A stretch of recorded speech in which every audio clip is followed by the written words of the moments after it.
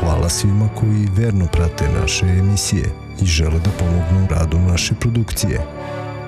Nijedna zemlja nije tako skupo platila svoju slobodu kao Srbija. Kupite naše majice na sajtu balkaninfo.rs. Dobar dan, poštovani gledalci, ovo je emisija aktualna u produkciji Balkan Info, ja sam Dešte Šanović. Naši današnji gosti su dr. Miloš Dimitrijević i gospodin Marko Lopušina, novinar i autor brojnih knjiga i publikacija. Gospodine Dimitrijeviću, dešavaju se sada prevrati u svetu, evo imamo prilike da vidimo ove rasne nemire u SAD-u. Da li tajna društva učestvuju u svemu tome? Tešo, to je, da kažemo, dobro pitanje, ali vrlo kompleksno pitanje. Pojedinci iz određenih tajnih društva ili prosto društva sa tajnom sigurno zauzimaju jedan deo tog učešća. A generalno, masonske lože konkretno ili templarski redovi neće se mešati zvanično u politiku. To je prosto stav masonerije najpre, templara takođe, kao i nekih drugih društava sa tajnom. Međutim, njihov aktivizam jeste uvek sve prisutan i u takvim temama. I svakako, kako sam rekao, pojedinci koji su pripadnici masonskih loža osudit će to ili će prosto delovati na neki drugi način. Treba da znamo da dosta pripadnika masonskih loža postoji i u okvirima policije, i u okvirima gradske vlasti, i u okvirima nekih drugih institucija u Sjedinjenim Američkim Državama. Ja sam jednom prilikom spomenuo da je masonerija u Sjedinjenim Američkim Državama postala faktički klub penzionera. I da masonske lože tamo služe isključivo kao vrsta folklora sa jedne strane, a opet postoje i one ozbiljne i mnogo ozbiljnija društva nego što je masonerija. Ista je priča i sa, ajde kažemo, Srbijom, samo zbog nekih drugih razloga. Ovde masonske lože su prokužene s jedne strane zbog delovanja Srpske pravoslavne crkve, nepoznavanja, neznanja određenih ljudi ili, ajde kažemo, većeg dela populacije, neobaveštenosti, a opet imamo situaciju da zbog takozvanih divljih loža ili, kako sam ja jednom prilikom rekao, ložionica, imamo pad popularnosti masonerije. Što se tiče same rasne konvencije, odnosno, ajde kažemo, ugroženosti u ovom trenutku crnaca u Sjedinjenim Američkim Državama i taj neki novi apartheid koji se stvara, svakako to je određena vrsta tendencije koja postoji poslednjih 15 godina i nije to ništa novo. U određenim saveznim državama Sjedinjenih Američkih Država to postoji, nikada nije faktički ni ukinut, kao što je recimo Filadelfija. Znači, u Filadelfija, Pensilvanija, konkretno, dosta su crnci prokuženi, znači tamo su i dalje neonacisti aktuelni, takođe tamo žive Irci koji su isto ekstremi, jako mnogo nemačkog stanovništva koje je emigriralo kako posle Drugog svetskog rata, tako i posle Prvog svetskog rata, tako da određene države u Sjedinjenim Američkim Državama su i dalje, ajde kažemo, rasno obojene ili rasno obeležene, pa tako i sigurno pripadnici tajnih društava, odnosno najpre masonskih loža koji tamo deluju. Gospodine Lopušina, kada ljudi analiziraju stvari o svetu, često pomenju termin vladari i senke. Da li zaista tajna društva vladaju svetom? Pa, ne vladaju svetom, svetom vladaju multinacionalne kompanije i one deluju javno. A ako pogledamo reportažu iz Meksika, vidjet ćemo da deca u Meksiku ne piju vodu, piju Coca-Cola. Ako pogledamo reportažu iz Kine, u kojoj 60% stanovnika su seljaci koji gaje pirinači i svinje, vidjet ćemo suncobran Coca-Cola u svakoj zabiti Velike Kine, a tako i u svakoj zabiti Afrike. Mi, Srbi, smo mali polupismen narod koji neko prevario da je nebeski i onda patimo od kompleksa više vrednosti i poznajemo, pod navodnicama, poznajemo više prilike u svetu nego što poznajemo vlastiti narod i vlastito shvatanje. Tako da kod nas vladaju zablude o tome da postoje tako neki đavoli. Tome su naravno dosta doprineli komunisti i Srpska pravoslavna crkva. Obe institucije su jednoumne ili teraju vodu samo na svoju vodenicu i ne priznaju nikakve različitosti. Tako da i danas kad se pomenu tajna društva bilo koja su tajna zbog svoje diskrecije u načinu delovanja, a nisu tajna prema javnosti i državi jer su registrovana u APR-u kao udruženja građana. I za razliku od Srbije koja skriva i gde ne postoji tradicija javnog prikazivanja templara i masona, a ja ih upravo ubeđujem da naprave prvu javnu paradu u Knez Mihajlovoj ulici, u Filadelfiji, koju je pomenuo dr. Dimitrijević, postoji masonski univerzitet, postoji most na kome se plaća masonska mostarina, jer su ga masoni napravili i od toga prave prihodi, od toga žive, finansiraju sebe. I oni jednom godišnje imaju veliku paradu gde se javnosti predstavljaju kao udruženje slobodnih građana. Tako da te priče o tajnim vladarima sveta su prosuli polupismeni javni radnici, pre svega novinari, u Srbiji, a inače u čitavom svetu ne postoje tajni vladari, već postoje trilateralne komisije, Banderbergova grupa i razne druge institucije koje su neformalni oblici vlasti gde se najmoćniji, a najmoćniji svi su vezani za multinacionalne kompanije i za profit, gledaju kako da kreiraju budućnost da oni imaju što veći profit.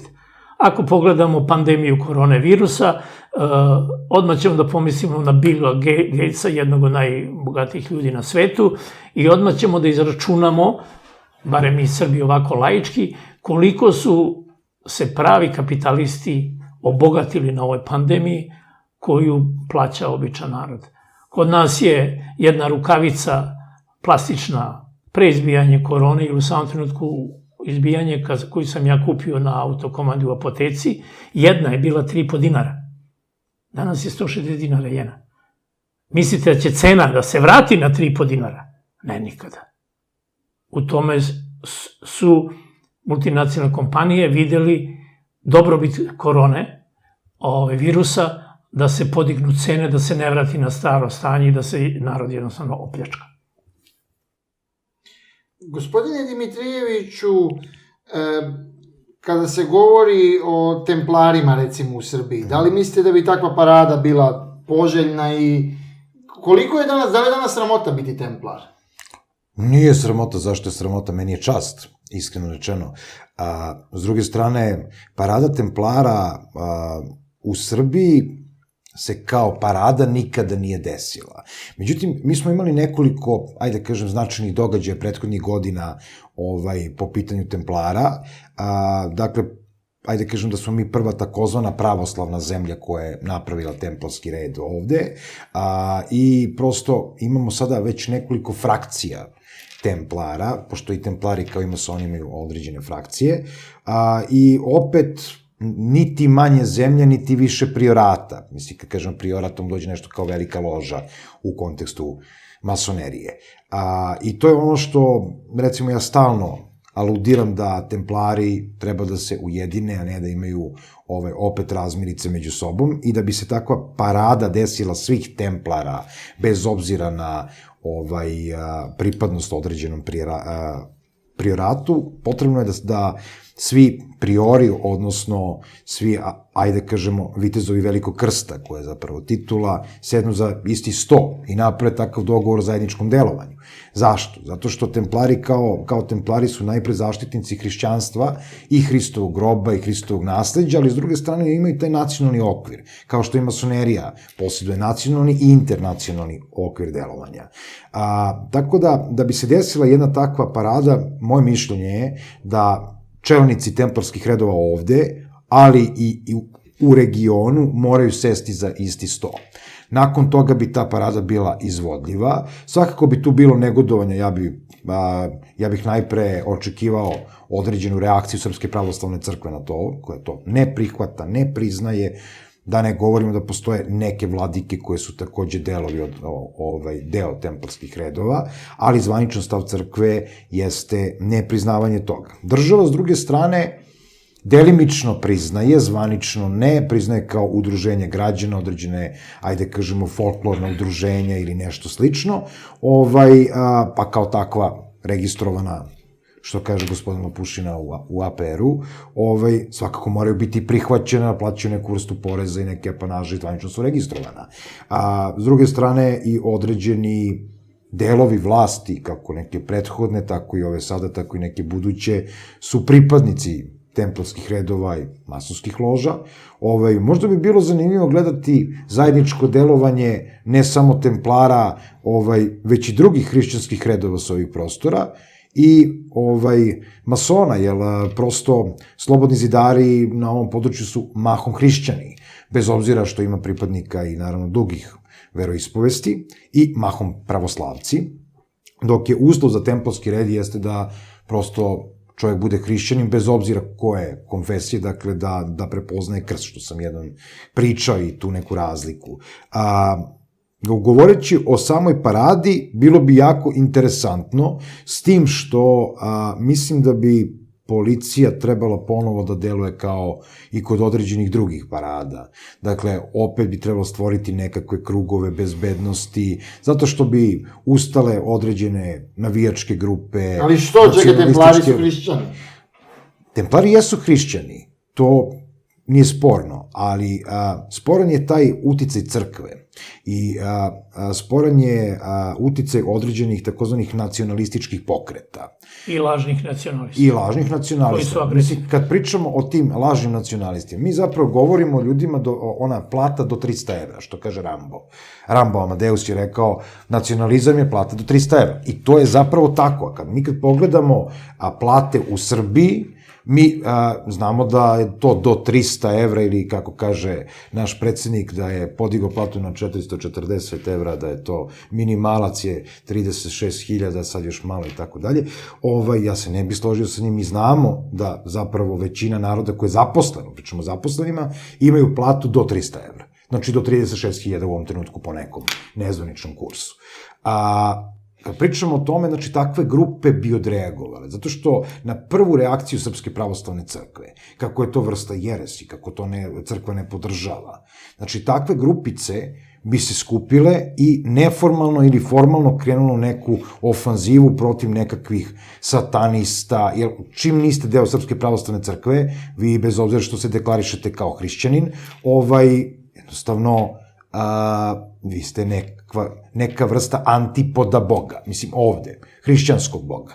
I to je osnovni problem. A templari imaju određene krstove, pored onog osmokrakog krsta zbog 8 strana sveta i tako dalje, i nekih 8 Hristovih rana između ostalog, a postoji taj krst koji ima dve prečage, dakle ima jednu ravnu, ovako jednu veću i jednu manju. Ta manja crta govori da ne priznaju crkvu.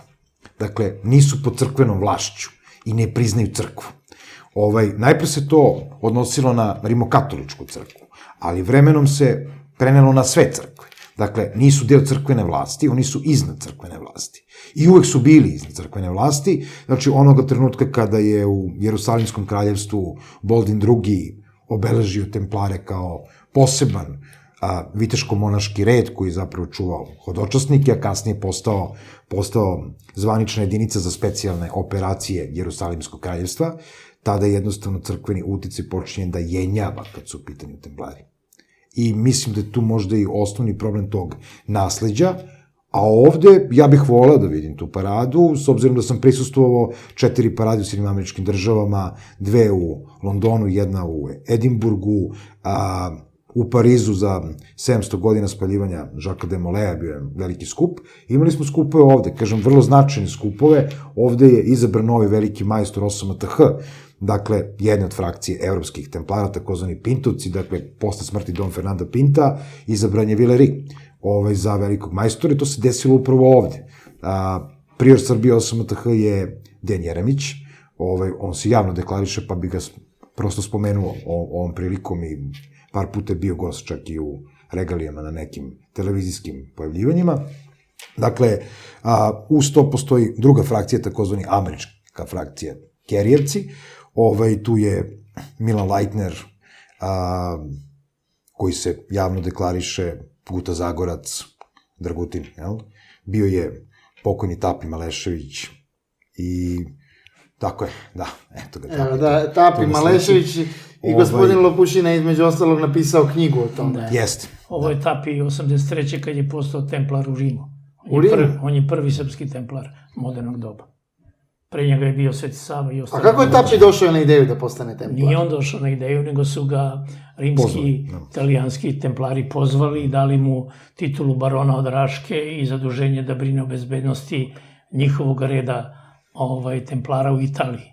Posle je on osnovao početkom 21. veka sa prijateljima udruženje Vitezovi templari Srbije, koji je prošle godine proslavilo 900 godina, 9 vekova od postojanja modernih templara i u hotelu Jugoslavije je bio veliki skup na kome je ministar inostranih poslova i potpredsednik vlade Srbije, gospodin Ivica Dačić, bio gost. I na taj način je u ime vlade Srbije i države Srbije odao priznanje, odnosno dao podršku vitezovima templarima Srbije, kako su oni registrovani kao udruženje građana. I tu je izvršena smena između te međunarodne organizacije OSMHT, njih ima oko 70 organizacija templara u svetu, ova ima negde oko 8000 članova i mi smo kao Srbija jedina i prva pravoslavna zemlja koja je osnovala templarski red, a posle pod našim uticajem ove grupe templara, koju predvode Dragutin Zagorac i Milan Lajhnar, su osnovani templarski redovi u ostalim pravoslavnim zemljama, Grčka, Kipar, Bugarska, Rumunija, Rusija. Sad se radi na tome da se osnovi prvi templarski priorat na Kosovu i Metohiji, pa se dalje širi na Albaniju i mi smo, zahvaljujući toj inicijativi i uspehu u širenju templarskog reda u pravoslavnim zemljama, dobili počast da se u Beogradu proslavi 9 vekova od modernog templarskog reda i da se objavi knjiga tim povodom u kojoj se vitezovi templari Srbije pominju kao jedni od uspešnijih templarskih organizacija u svetu.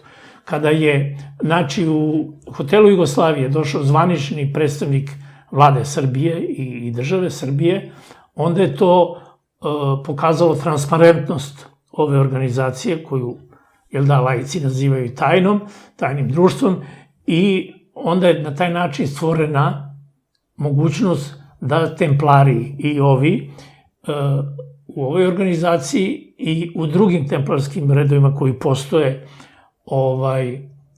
na prostoru bivše Jugoslavije nastupe zajedno i da naprave jednu paradu. I to sam isto predložio i masonima, pričao sam o tome sa Tahirom Hasanovićem, ministrom za spoljne poslove u regularnoj velikoj loži, i svi su oni rekli da, mi isto to mislimo, ali ne smemo.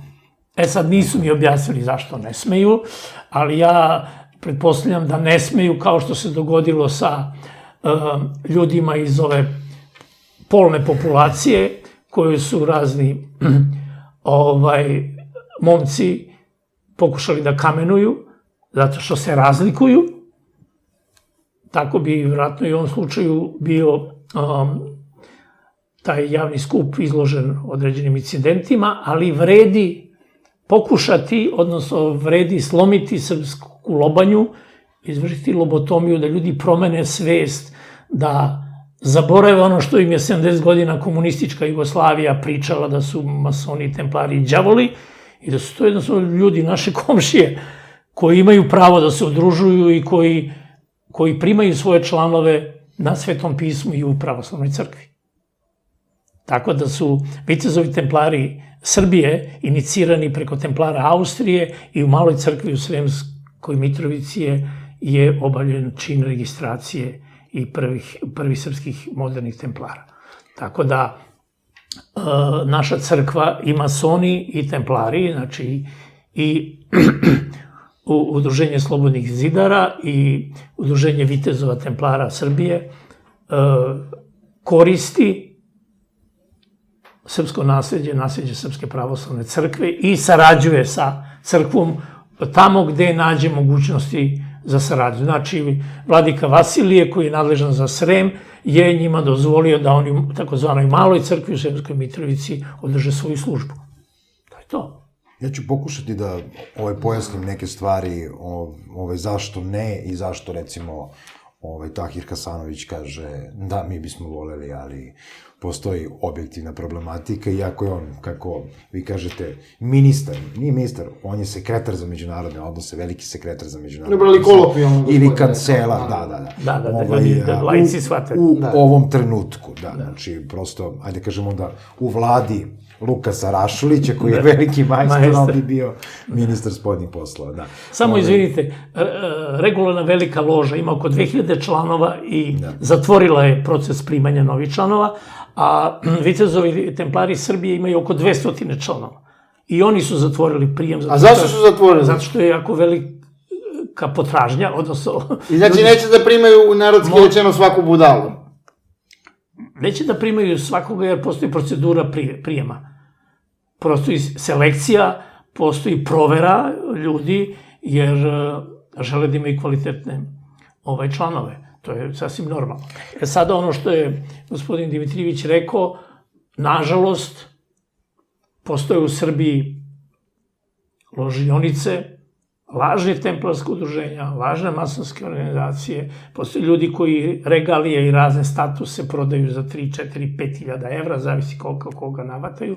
Postoji na Facebooku i drugim društvenim mrežama lažna udruženja templara, lažni vitezovi, i tu treba običan čovjek, laik, da prebere i da pita stručnjake, kao što je gospodin Dimitrijević ili ove druge ljude, kod koga da se prijavi, da se učlani. Zato ovi imaju sad potrebu da izvrše strogu selekciju, jer to nisu masovne organizacije, to su organizacije dobrih, častnih ljudi, a i uspešnih. Jer jedni i drugi... Na dobrom glasu, to je ono. Ali jedni i drugi se zapravo bave trgovinom moći.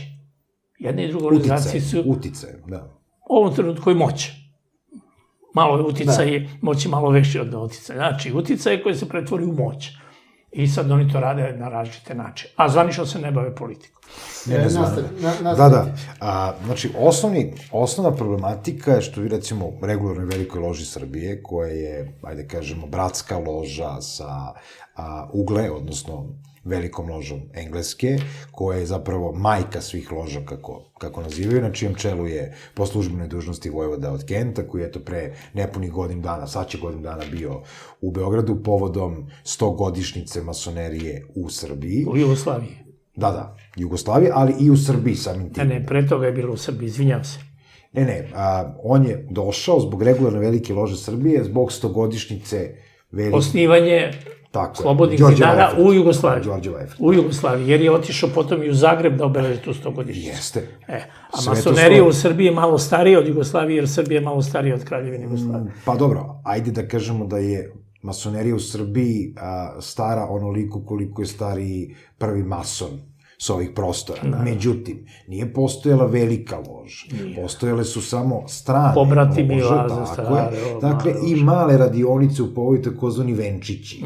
Dok se nije formirala prva velika loža, a nije se nikada formirala velika loža Srbije, nego velika loža Jugoslavije, samim tim na masonskoj karti nije postojala. Dakle, tek sa formiranjem velike lože Jugoslavije mi imamo, ajde kažemo, zvaničnu masoneriju ovde. No, problem je, naravno, u ljudima koji su deo toga. Vi imate, evo, RVLS, konkretno, regularna velika loža Srbija, ću koristiti skraćenicu, RVLS, je do nedavno imao 1260 članova.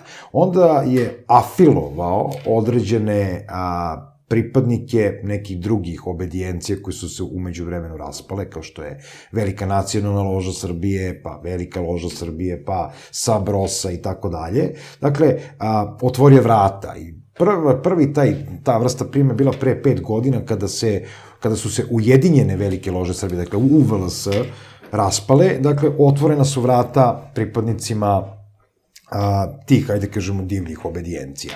Nisu one ništa bolje, znači RVLS nije ništa bolje po svojoj strukturi, po načinu rada od UVLS. Šta više, pošto sam ja prisustvovao i kod jednih i kod drugih na određenim radovima, imao sam prilike da se uverim da je, recimo, UVLS mnogo bolje radio sam ritual i protokol bili su posvećeni tome, nego što se to radi u ovom trenutku RVLS-u. I sada ih ima, da, tako, nešto više od 2150, s tim što postoji nagoveštaj da će se ponovo otvarati vrata za neke pripadnike takozvanih divljih obedijencija, zato što regularna Velika loža Srbije smatra da su oni jedina, pored francuskog orijenta, dakle, koji postoji ovde, regularna loža na ovim prostorima, jer ih jedini priznaju Englezi. Međutim, RVLS u ovom trenutku neće priznati da oni imaju problem u kontaktu sa Amerikancima. Dakle, konkordat ili prosto takozvana crvena masonerija ili škotski obred od 4. do 33. Postoji taj problem. I to onoga trenutka kada se Grand Commander Miki Manojlović izmakao, kada dolazi do sukoba tadašnjeg velikog majstora Plave, znači do 3. stepena Pere Kostića, i Hibera, koji jednostavno kreću u određenih klinči i borbu za prevlast za tu škotsku masoneriju, dakle, za mesto Grand Komandera. I u tom trenutku nadležni komesar, tako reći, ili prosto Grand Komander za Balkan, iz Sjedinjenih Američkih Država jednostavno prekida postojanje te crvene masonerije ovde, i to je Thomas Jackson. U ovom trenutku, mislim, ko prati masonska zbivanja, znači ko je Thomas Jackson, i to nije tajna. Sad, zašto ne parada masona? S obzirom kad pogledamo zgradu rektorata, Sanu, određene zgrade na Dorćelu, čak i manje, koje su onako zdanja, prvi masonski hram koji je u ovom trenutku Prirodnjački muzej na Kalemegdanu, spomenik Navali, između ostalog brat Meštrovića, pa onda imamo pobednika, pa tako reći 95% simbola Beograda i onog starog, novi neću da komentarišem, to nema veze s time, mislim ne na Novi Beograd, nego Beograd na vodi ove nove radove koji se izvode, su izgradili slobodni zidari Jugoslavije, Srbije pre toga, a nakon toga i Jugoslavije. Imate masonske simbole na svim tim zdanjima. Ko zna da prepozna šišarku, recimo jedan od simbola, ili, ajde kažemo, ugaonik i šestar jeste najuobičajeniji simbol, ali akaciju, određene vence, ugaoni kamen, stubove, piramide koji su prisutni tu. Znači, sve to prisutno.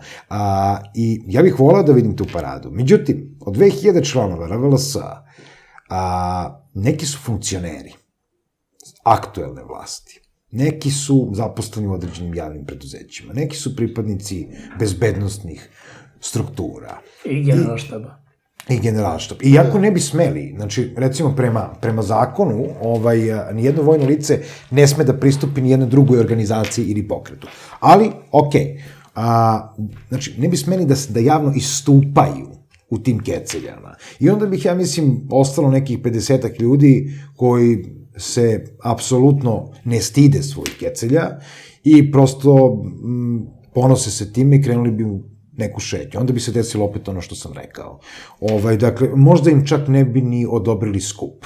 Mislim, možda da se desi čak i to, da je procenat skupa visokog rizika i da jednostavno taj skup biva zabranjena. Ali znate što je, recimo, interesantno? Kad smo već kod tih crvenih kecelja, jednom prilikom treba da se izađe iz hrama, znači zna se gde su masonski hramovi ovde, i da se provede, ajde kažem, jedan krug, tu izlaze ljudi u crvenim keceljama, znači narod na ulici gleda šta se dešava, kao, to su neki plavi kolari, te crveno-bele kecelje, i sad ja onako da budem više, ajde kažem, da sklonim te, da kažem, promocija Gmaila, pošto jednostavno Gmail ima to kao kecelj, nije to slučajno i Google, ja sam to već objašnjavao, i Gmail, to slovo G koje je masonsko, i dakle sam Gmail, svako ko ima Gmail faktički podržava masonsku organizaciju.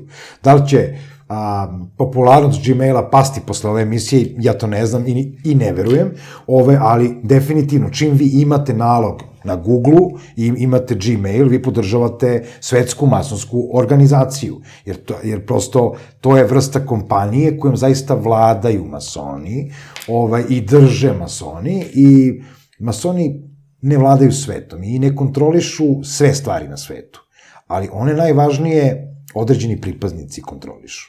određeni pripadnici, koji su pripadnici multinacionalnih kompanija, kao što je rekao gospodin Lupušina, između ostalog.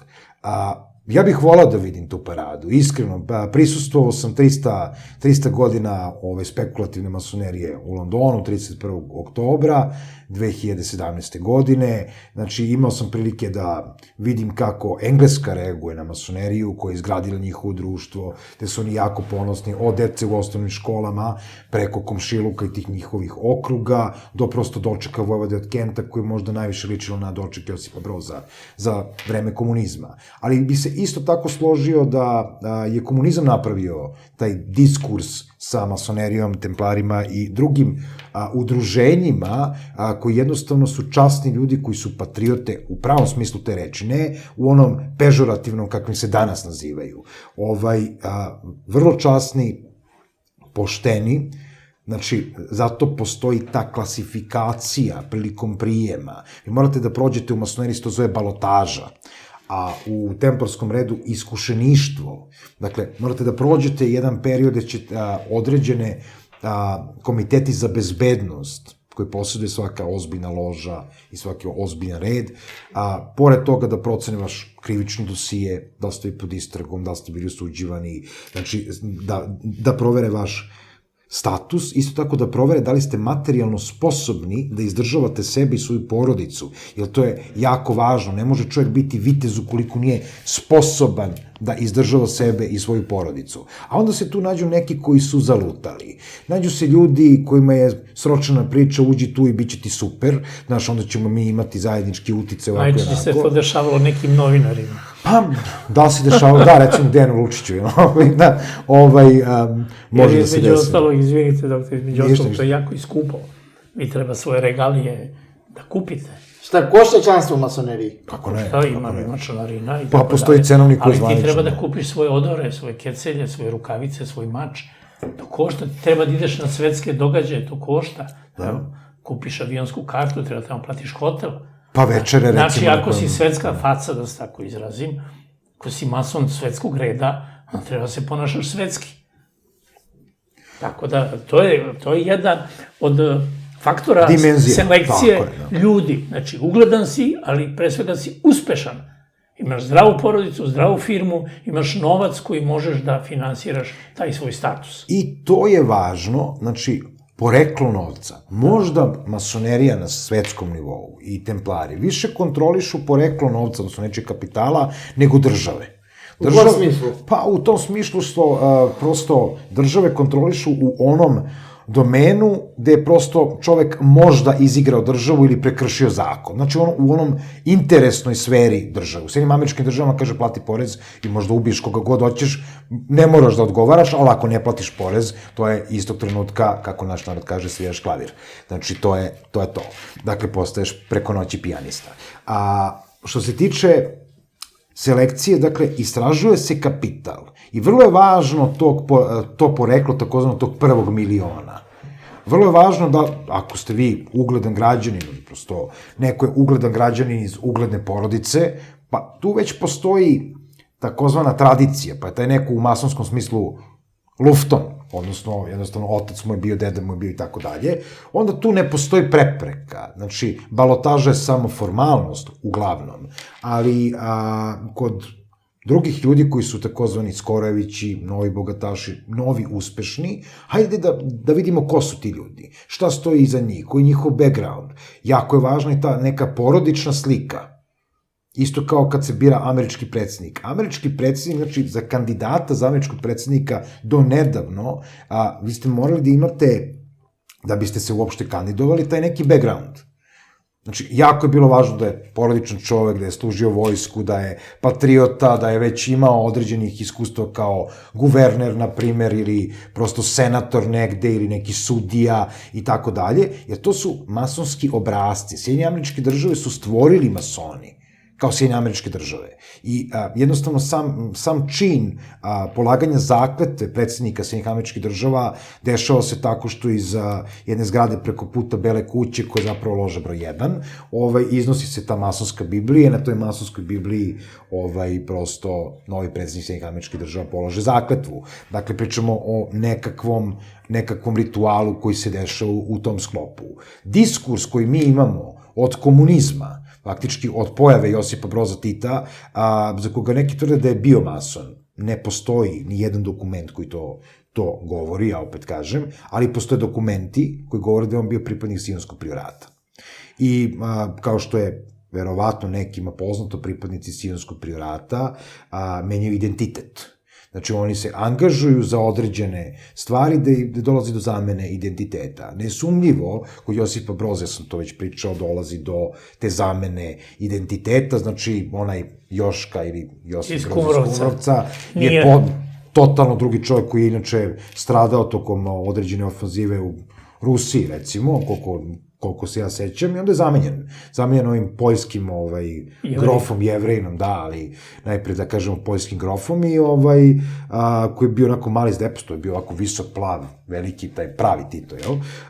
I onda jednostavno dolazi do toga da ga majka rođena ne prepoznaje posle rata, i on kaže, ma poludela žena od rata i mestite tamo negde u neku ludnicu. I brat iz Mađarske da ga nije posećivao.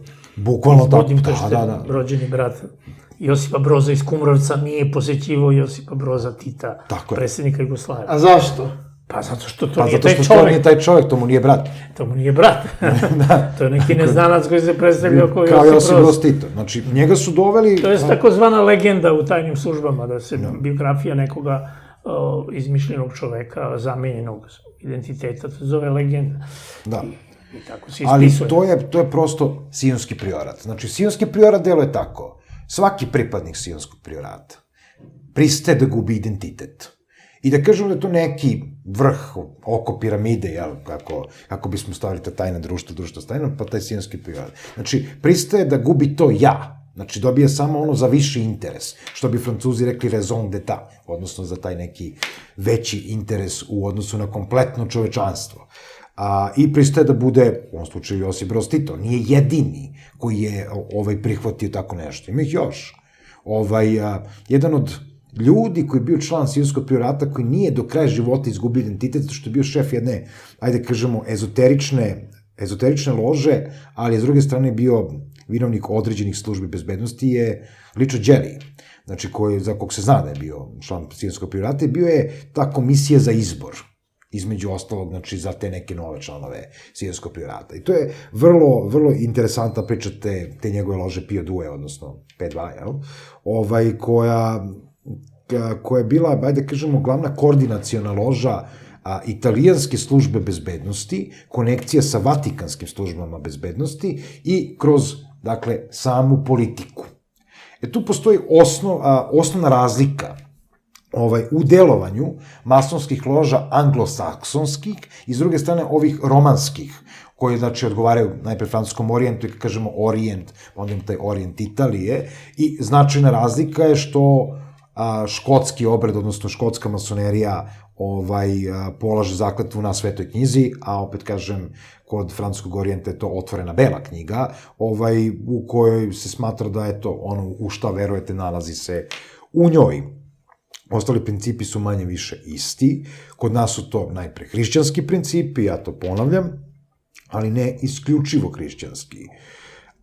Templarski redovi su nekada bile jedinice za specijalne operacije. Vi ste rekli, gospodine Lopušina, 900 godina od modernih templara.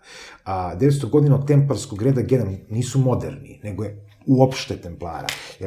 900 godina ima od osnivanja, 1118. Da, ali postojali su pre toga, pa su ih papa i francuski kralji pogasili. Ne.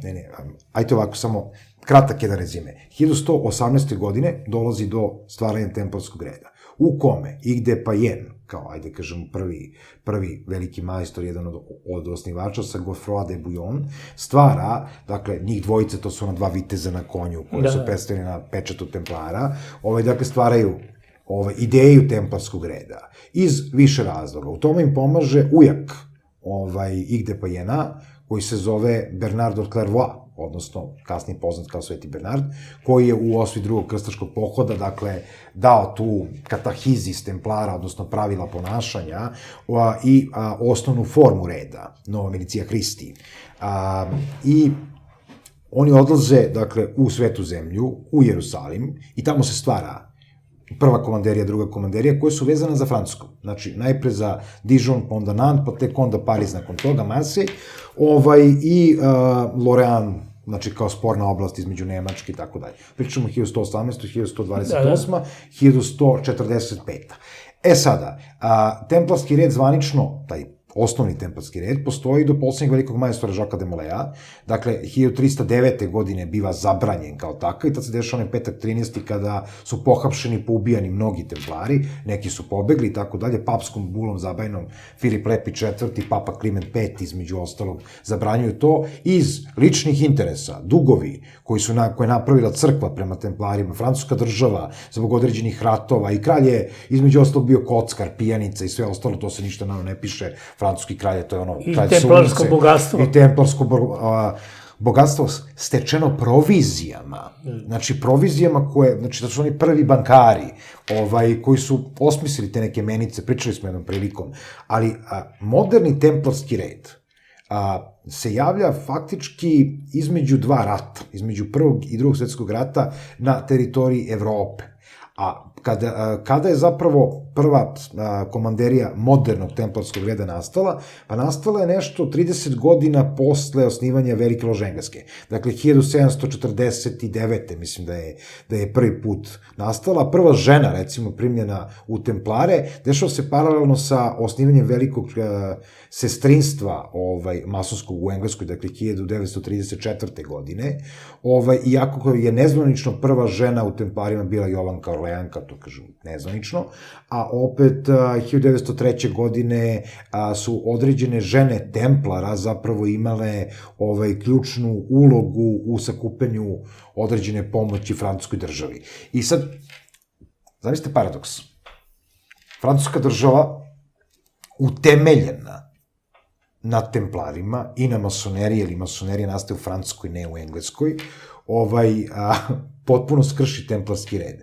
Da bi se templarski red rehabilitovao kroz Englesku, a vratio se u Francusku i ponovo podigao Francusku. I onda je ponovo francuska država negativno odreagovala putem DST, dakle njihove službe, progonivši iste te templare, plus komunistički uticaj koji postoji u tadašnjoj Francuskoj, i potpuno, ajde kažemo, odstranila uticaj templarskog reda. Da je u ovom trenutku veliki majstor koji je Francuz ne živi u Francuskoj, živi u Edimburgu, što dovoljno govori. I između ostalog, meni je rekao, kad smo se posljednji put sreli, to je prošla godina bila u septembru, kad su svi bili tu, rekao mi je, ti si potpuno u pravu, Francuska je izgubljena bitka,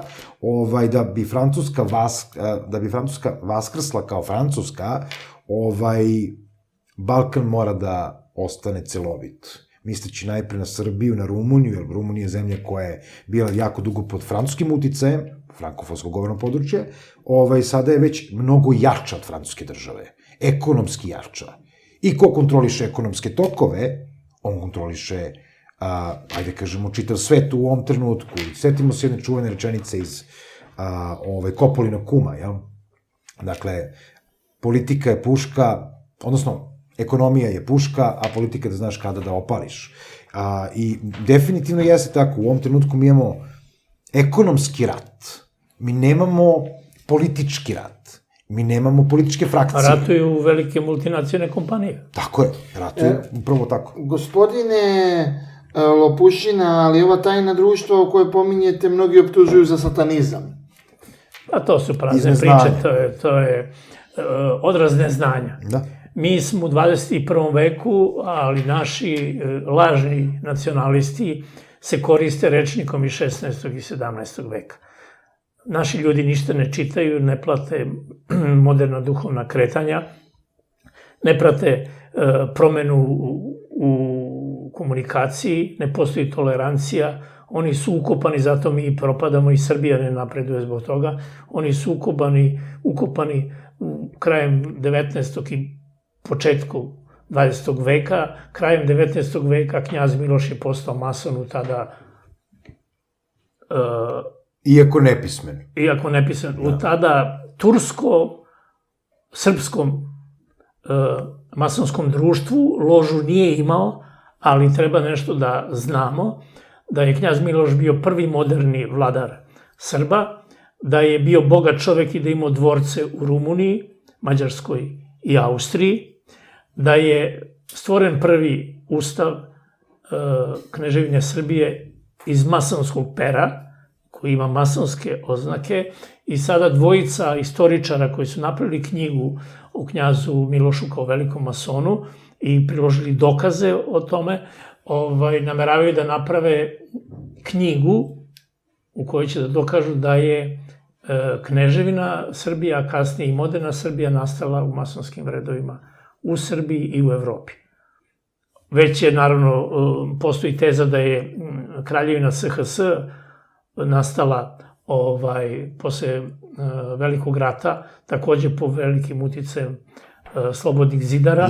Tako da mi treba sada u ovom trenutku da sagledamo tu realnost, da od istoričara mlađe generacije tražimo da što objektivnije ponovo napišu istoriju našeg naroda i naše države, da stave na pravo mesto određene ličnosti, ne da, na primjer, od Karađorđa pravimo narednog heroja kad je on bio siledžiji i ubica.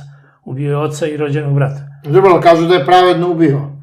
Nema pravedne smrti. Ali pravedno, brat mu je činio, silovao. Izvini, postoji sud. Izvini go tešo. A dobro, revolucionarna vremena su. Nisu to revolucionarna, to je bila hajdučija. I ti hajduci, da bi zaštitili svoj stil života, ponašanja, danas moderni, oni sve što se razlikuje nazivaju đavolom, satanizmom, to treba streljati, vešati u zatvor i tako dalje. A što oni tajno krijumčare heroin i kokain i skrivaju se iza javnih demonstracija. Banane i Ferrari. Da, između javnih demonstracija izigravaju velike patriote. To služi samo za mazanje očiju. Prema tome, zalažem se, 21. vek je, imamo mobilne telefone sa slikama, imamo kompjutere, imamo televiziju. Danas se u ovoj zemlji vlada kao u Americi, uz pomoć televizije. Stranke više ne znače ništa.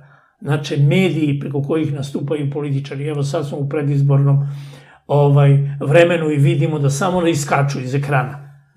Tiraži novina su bedni, više niko u Srbiji ništa ne čita, samo svi gledaju i komentarišu. Znači, mi se sad nalazimo pred jednom tehnološkom revolucijom javnih medija koji itekako utiče na svest.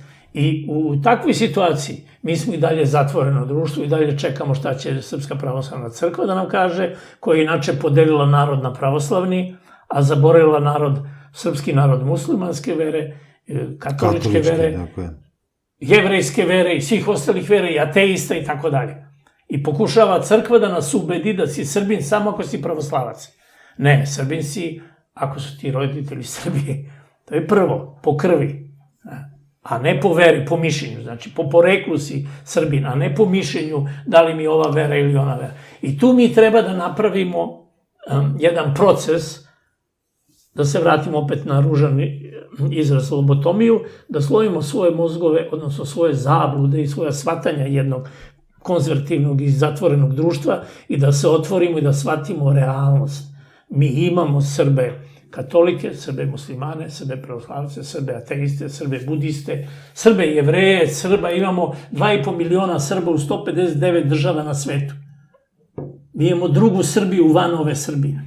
To je tačno. Mi imamo pamet, ono najvrednije što je nama je danas u inostranstvu. I ti ljudi će tamo da postanu masoni.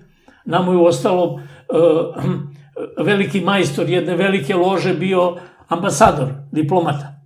I bio je ambasador susedne države s kojom sad političari hoće da nas zavade. Znači, to je široko van uma ljudi koji samo da kažu da je to satana, da je to đavo, da je Brat Ranko Vujačić, između ostalog. Bivši veliki majstor regularne velike lože. Tako da mi mislim, u Americi imamo Davida Vujića koji je glavni srpski mason. Tako je. U Sjedinjenim Američkim Državama. Koji je organizovao posetu predsednika Srbije nedavno Vašingtonu. I koji je došao u Praljane i primio orden zato što je predstavljao srpski narod koji je tokom rata spasao 500 američkih pilota, govorimo o pripadnicima Jugoslovenske kraljevske vojske, koje mi svi pogrdno, zarad komunističkog uticaja, nazivamo četnici. Oni su pre svega pripadnici jedne državne armije koja se zvala Kraljevina Jugoslavije. A komunisti su sve to pretvorili u četnike sa bradama, pijandure koji imaju noževi i ubijaju ženu i decu. I mi danas, umesto da kažemo da je general Draža Mihajlović bio komandant Jugoslovenske kraljevske vojske, mi kažemo četnik. A Draža je završio istu školu kao i taj lažni Josip Broz Tito, školu NKVD u Moskvi. Jeste. Iz iste škole su došli. Odnosno, Ali je mason Churchill odlučio da buduću Jugoslaviju 1945. godine vodi mason Josip Broz Tito iz Kominterne, a da mason kralj Petar II. Karađorđević bude uhapšen, držan u londonskom podrumu i na kraju postao izbeglica i oteran u Sjedinjene Američke Države. Znači, nije ubijen Draža? Znači, trojica, ne pričamo Petru, znači, trojica masona su odlučivali o sudbini naše zemlje i našeg naroda. Tito, Churchill i kralj Petar II. I ova prva dvojica su likvidirali politički kralja Petra Karađorđevića II. I monarhiju i doveli su komunizam u Jugoslaviji. I eto, znači, sad kad istoričari masonskog reda pišu o tome da su Kneževinu Srbiju i Kraljevinu SHS stvorili masoni i da je na kraju su masoni odlučili u kakvoj zemlji ćemo da živimo i sa kakvom vlašću, onda eto dođemo do ove vaše teze da ipak masoni vladaju ne svetom, nego eto vladali su tim našim životima. Pa, masonske lože danas i tadašnje masonske lože se duboko razlikuju. Naravno. Iako je osnovno pravilo da se ne bave politikom, da ja kažem trgovina uticajem postoji. I da jedna zemlja ima samo jednu veliku ložu. Da, jednu veliku ložu. A mi ih imamo bezbroj. Mi u ovom trenutku imamo nekih 29 nekih ložionica, to je tačno. Kao legalno prijavljene i 20... Pet legalno prihvaćenih obedijencija, i ostalo su neke divlje, takozvane pod vedrim nebom i tako dalje. Međutim, ono što je interesantno, što je sad otvoreno kao tema diskusije ovde, ja opet kažem, nemam informacije da je Tito bio mason, po meni nije, jer je bio član Sionskog priorata, nije sporan uticaj tog lažnog Josipa Broza, da kažemo poljskog Josipa Broza, koji je ovde doveden da prosto završi zadatak kralja Aleksandra Karađorđevića.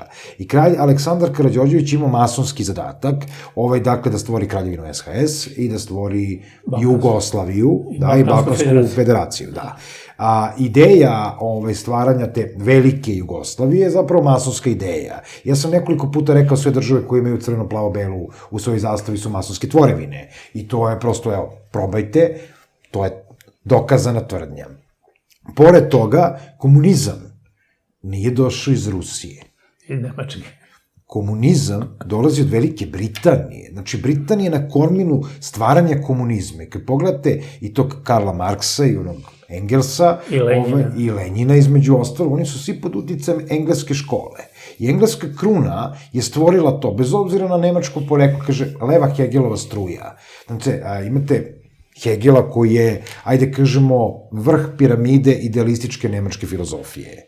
Za svakog filozofa, znači ide Kant, Schelling, Fichte, Hegel, i sad imate levu i desnu Hegelovu struju. Mislim, to je potpuno besmislena podela, gde je leva zapravo marksizam, odnosno najpre Karl Marx, imate s druge strane Heideggera, koji je takozvana desna, i koji ide u neki nacionalsocijalizam. Znaš, omiljeni Hitlerov filozof, pa su onda čak i Nietzsche stavili u taj koš, na veze, naravno, ali neuk narod je sklon da stvara takve mitove i da na temelju tih mitova i neobaveštenosti istog trenutka demonizuje ili satanizuje određene grupacije. A da li treba satanizovati Veliku Britaniju? Pa naravno da ne. A da li treba se staviti pod skute Rusije? Naravno da ne. znači, ja nekoliko puta govorim, meni je potrebna srpska politika za Srbiju i srpska strategija za Srbiju. Ne interesuje me šta će da mi kaže nekakva Rusija. Ovde se pojavljuju neki bivši pripadnici službe bezbednosti koji govore o tome da smo mi jedino sa Rusijom sigurni. Mi sa Rusijom nikad nismo bili sigurni, ja to tvrdim, istorijski je to Drugu svetskom ratu nam je Churchill slao naoružanje, a nije Crvena armija, ona je došla na kraju. Čak je Churchill i ucenio Crvenu armiju da mora da nađe, da reaguje, da oslobodi Beograd, jer je takav bio plan. Da. Takav je bio osnovni plan, tako je. Istočni front. Znači, pripadao je Ruskom frontu. Ali naša istorija, izvinite, doktore, nije u našim udžbenicima koje sam ja čitao, o partizanima, prikazala fotografije engleskih aviona koji izbacuju lako i malo teže naoružanje partizanima u Bosni. Znači, brdski topovi su izbacivani iz aviona. I Broz je naoružavan od brata Churchilla.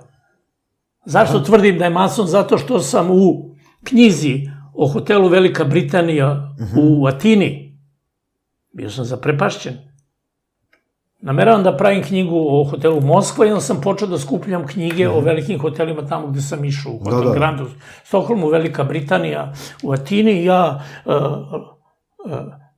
Šveđani su mi poklonili knjigu, ja sam novinar, a Grci su mi prodali knjigu, ja sam brat, pravoslavac.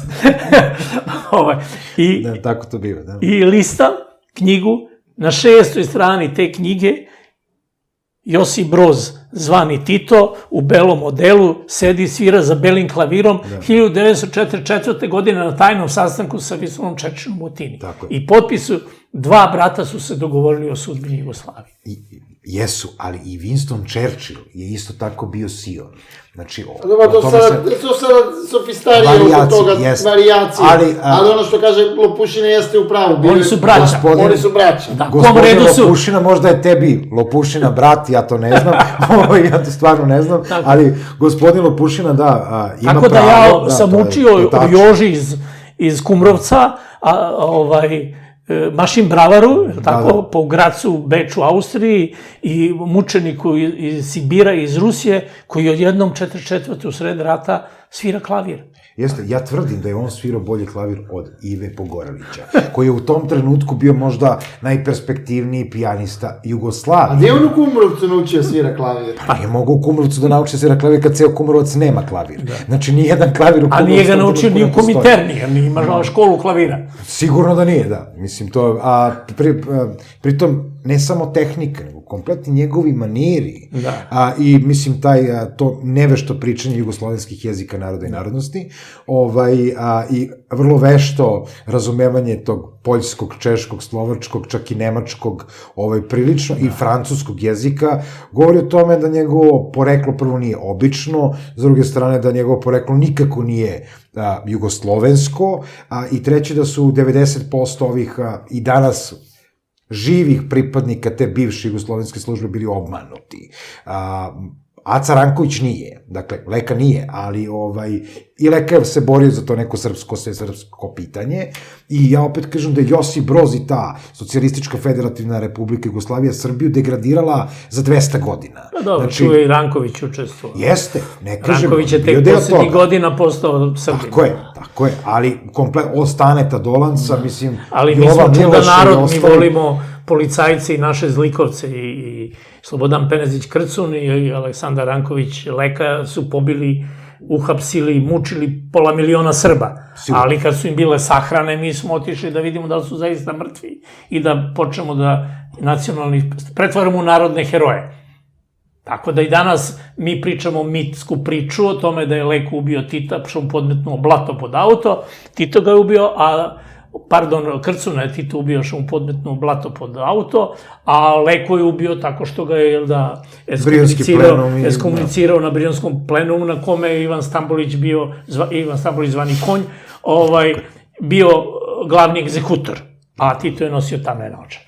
Tako da su to nekakvi procesi koji su nas jako skupo koštali i gde smo mi bez kritičke svesti počeli da obožavamo ljude koji su bili naši najveći narodni zlotvori.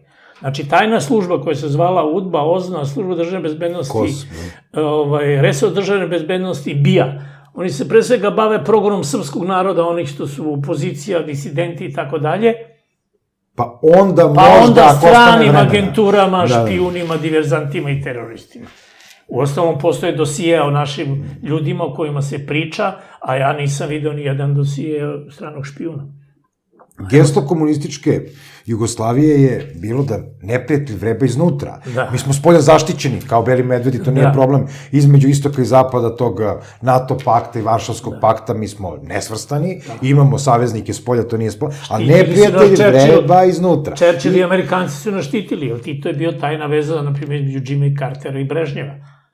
Jeste, Tito je- oduvek.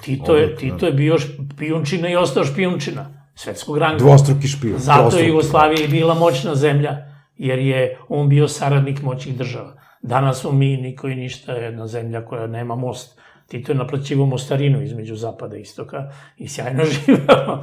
Mi danas strateški ništa ne značimo nikome i Amerika nam je uzela Kosovo i Metohiju da tu napravi sebi 53. 4. američku saveznu državu, zvezdicu, samo zato da bi ljuljala Evropsku uniju, jer Amerika želi slabu Evropsku uniju i slabu Nemačku.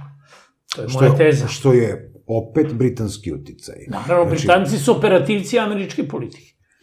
Oni stalno... Ja se tu ne bih složio. Rade Po meni i po onim operativnim saznanjima koje ja imam, britanska kraljica je ta koja vodi glavnu reč i dalje. I britanska kruna, ne kraljica kao Elizabeta, ali i ona u svakom slučaju, u ovom trenutku princ William koji je to primio pre 2 godine. Tako da, gospodin Tešanoviću, tajna društva koja mi nazivamo, odnosno ova udruženja i njihove obedijencije, su zapravo mnogo više pod uticajem velikih sila i tajnih društava iz inostranstva, nego pod uticajem lokalne državne politike. Znači, jer može, recimo, vladajuća stranka da... Znači, ako su prvu obnovljenu jugoslovensku ložu početkom 90-ih podržali Nemci, onda su ovu drugu podržali Britanci, pa su Templare podržali Austrijanci, odnosno bez njih ne bi bili osnovani, pa su Orijent podržali Francuzi, kod Francuza masoni mogu da budu i dame, kod Templara postoje vitezovi i dame, a kod slobodnih zidara regularne školske masonerije nema dama. A do pre 2 godine. 2 godine, Odnosno, 1934. je stvoreno to samo ženska loža. I mi imamo ovde ložu Vera Fides koja postoji godinama, to nije uopšte sporno, koja je samo ženska. I najveći broj članova u tim ložama, obedijencima i prioratima su biznismeni, ljudi od uticaja, lekari, jako mnogo lekari, javne ličnosti, advokati, i ima tu ponekog glumca koji se to bunio, pisca, pesnika. Naprimer, Milorad Pavić je bio veliki brat, Dragan Malešević, slikar, je bio Tapi. A kako su u doba kada je Tapi postao mason, pošto se... Šta? Kako su službe bezbednosti u Srbiji reagovale? Pa on je bio saradnik službe bezbednosti. Više od saradnika. Vi ste mlad čovek, vi treba da pročitate neke par naših knjiga. Oni, Željko Ražnjatović, su bili saradnici službe državne bezbednosti Jugoslavije. I nisu bili jedini. I nisu bili jedini. I 90. godina, kad se raspala Jugoslavija i budi se Srbija, dolazi do rata između tajnih službi RDB-a i SDB-a, Jugoslavije i republičke. I onda, kako Jovica Stanišić raste sa resorom državne bezbednosti u Srbiji, postaje deo srpske vlasti, on se obračunava sa bivšim predstavnicima jugoslovenske tajne službe, a među bivšima su bili Željko Ražnjatović i Dragan Malešević. I to je tajna ubistva Tapija i Arkana. Posadi. Pa između ostalog. I ta neka smena škola. Umeo je Arkan da odigra politički, on je dobio zadatak da preotme omladinu iz nacionalnih stranaka Srpske narodne odbrane, obnove i radikalne stranke, jer Juli i SPS nisu imali omladinu.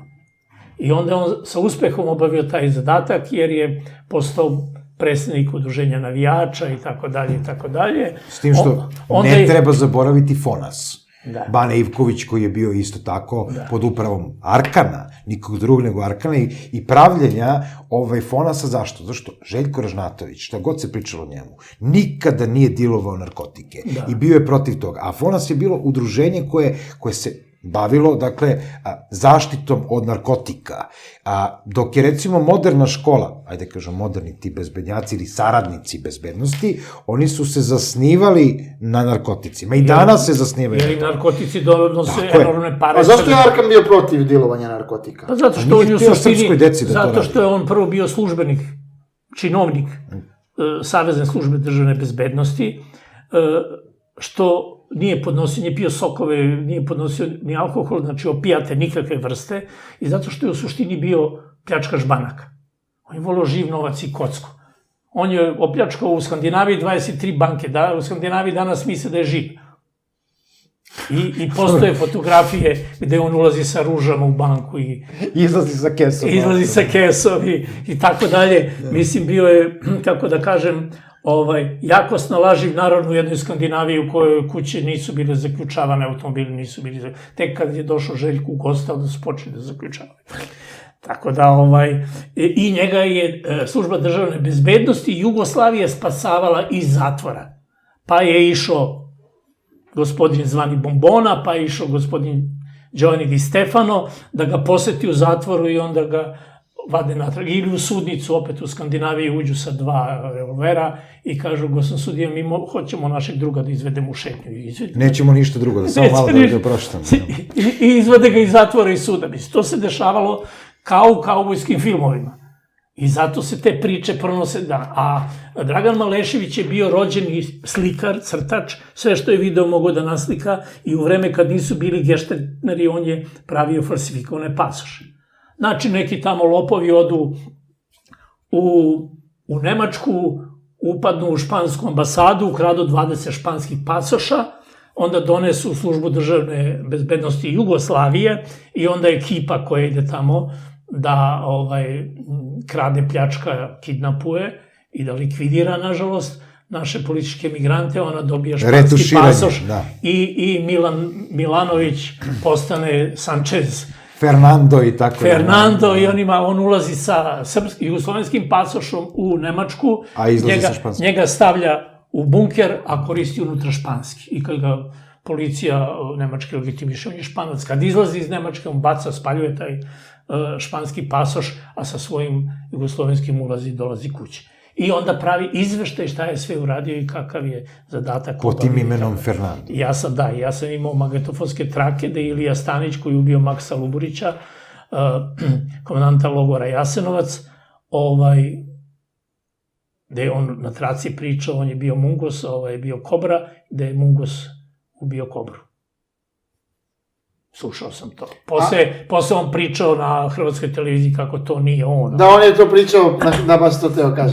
Da nije to on, ali on je posle toga dobio stan i fiktivni posao u oslobođenju u Sarajevu. Obećali su mu orden, pa je Josipa Broza jurio po Jugoslaviji gde je išao u poset da ga uhvati za rukav da mu daju taj orden. Pa je onda služba državne bezbednosti odlučila da Iliju Stanića ubije ako sledeći put krene na Josipa Broza da ga moli za orden. Su tako ozbiljne stvari. Ali čovek je posle toga što je bio radnik službe državne bezbednosti Jugoslavije na radu u Bosni i Hercegovini, postao jurišnik HDZ-a, postao moderni ustaša.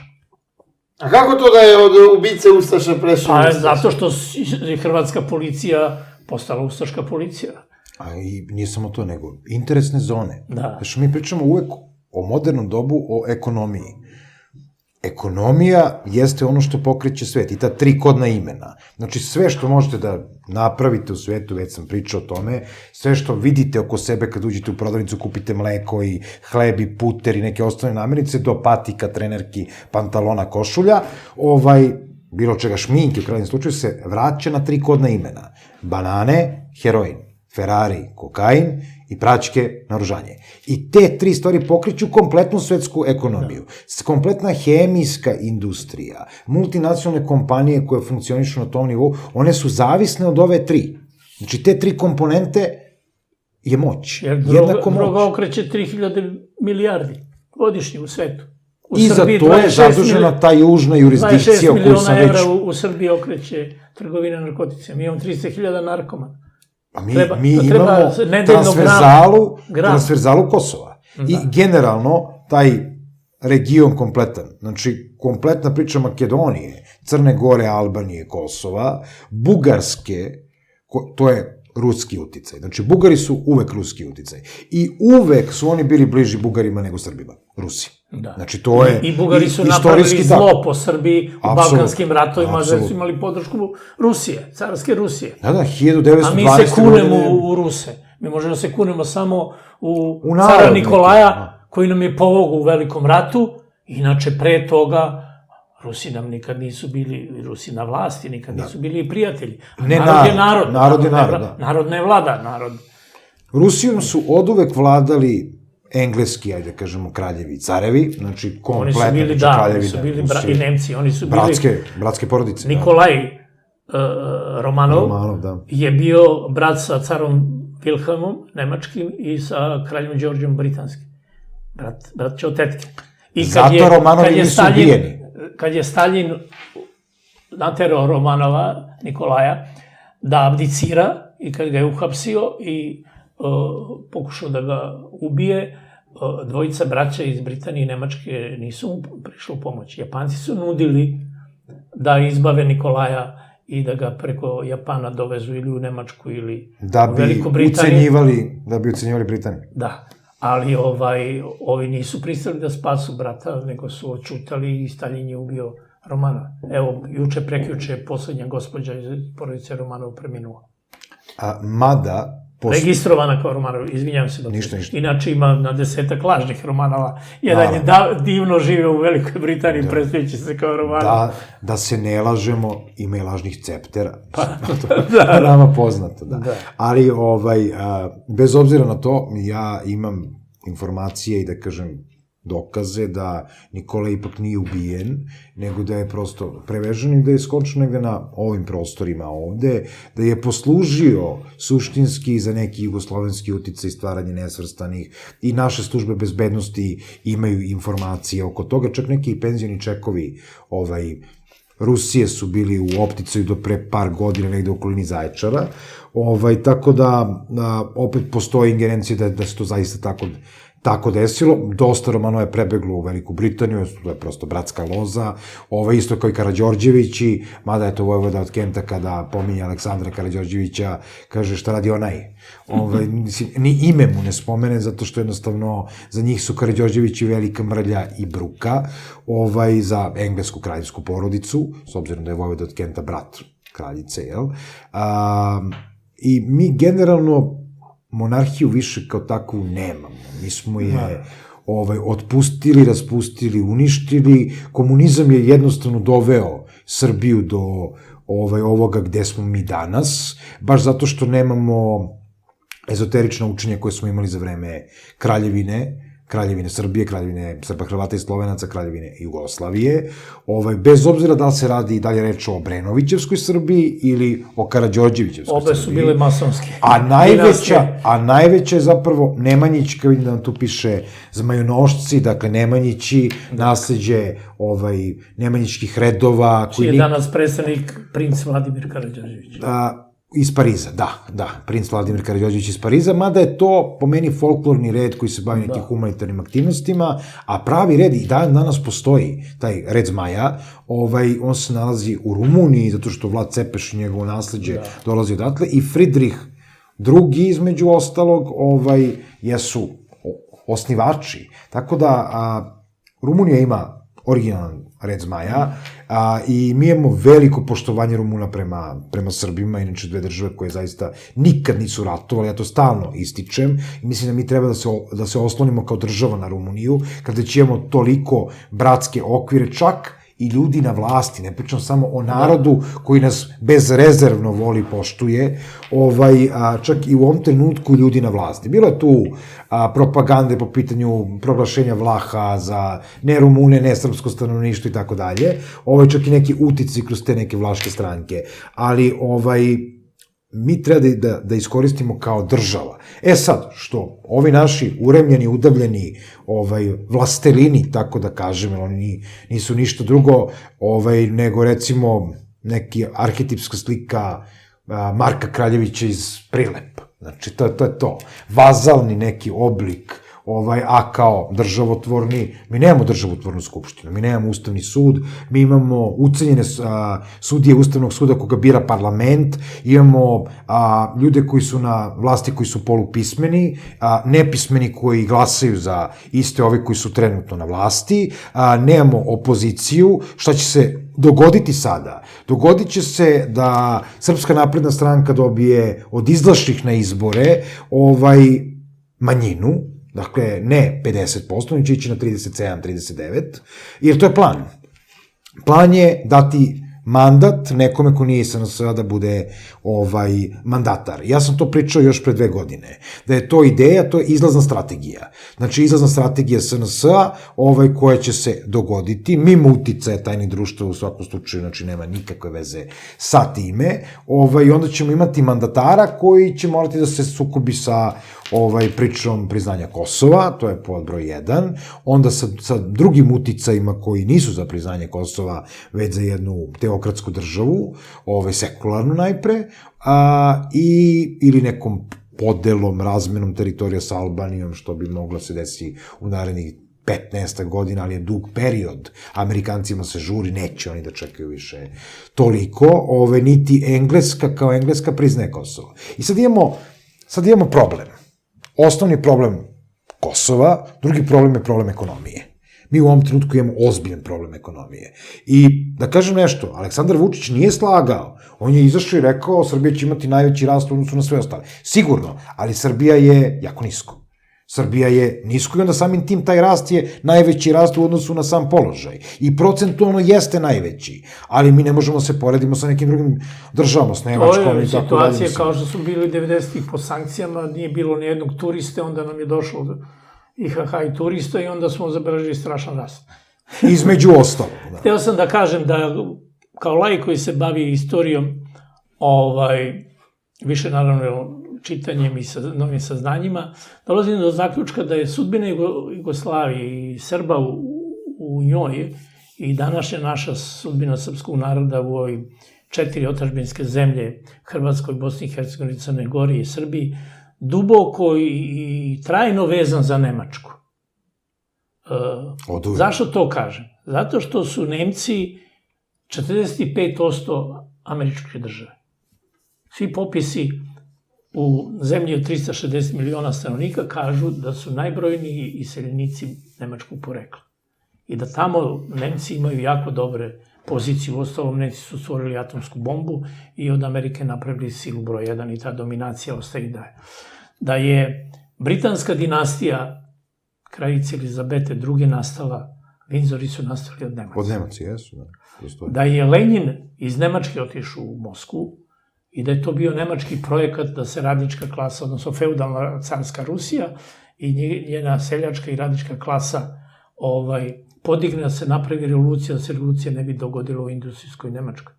I tako dalje, do toga da smo mi iza rata, kad smo ratovali 2 puta sa Nemcima, imali Josipa Broza Tita koji je imao najbolju političku i privrednu saradnju sa tom istom Nemačkom. On je njima isporučio 350.000 Volksdeutschera, Nemaca iz Vojvodine i delova centralne Srbije. Oni su njemu počeli da naručuju industrijske proizvode, na kraju su naručili, ja računam da je negde oko 5 miliona naših ljudi za 50 godina od kraja 60-ih otišli da radi u Nemačku. Potpisan je sporazum državni između Nemačke i Jugoslavije o izvozu naše jeftine radne snage koje su činili seljaci i radnici. I koji su tamo, to je u tom trenutku Titu donelo ekonomski oporavak jer je nezaposlene izvezao. Prva tura je bila 17.000 naših ljudi. Druga tura je bila 270.000 naših ljudi u Nemačkoj. A potom odlaze u Austriju, pa onda u Švajcarsku na nemačko područje, pa i tako dalje. Danas mi imamo 2,5 miliona ljudi srpskog porekla koji živi u 159 država sveta.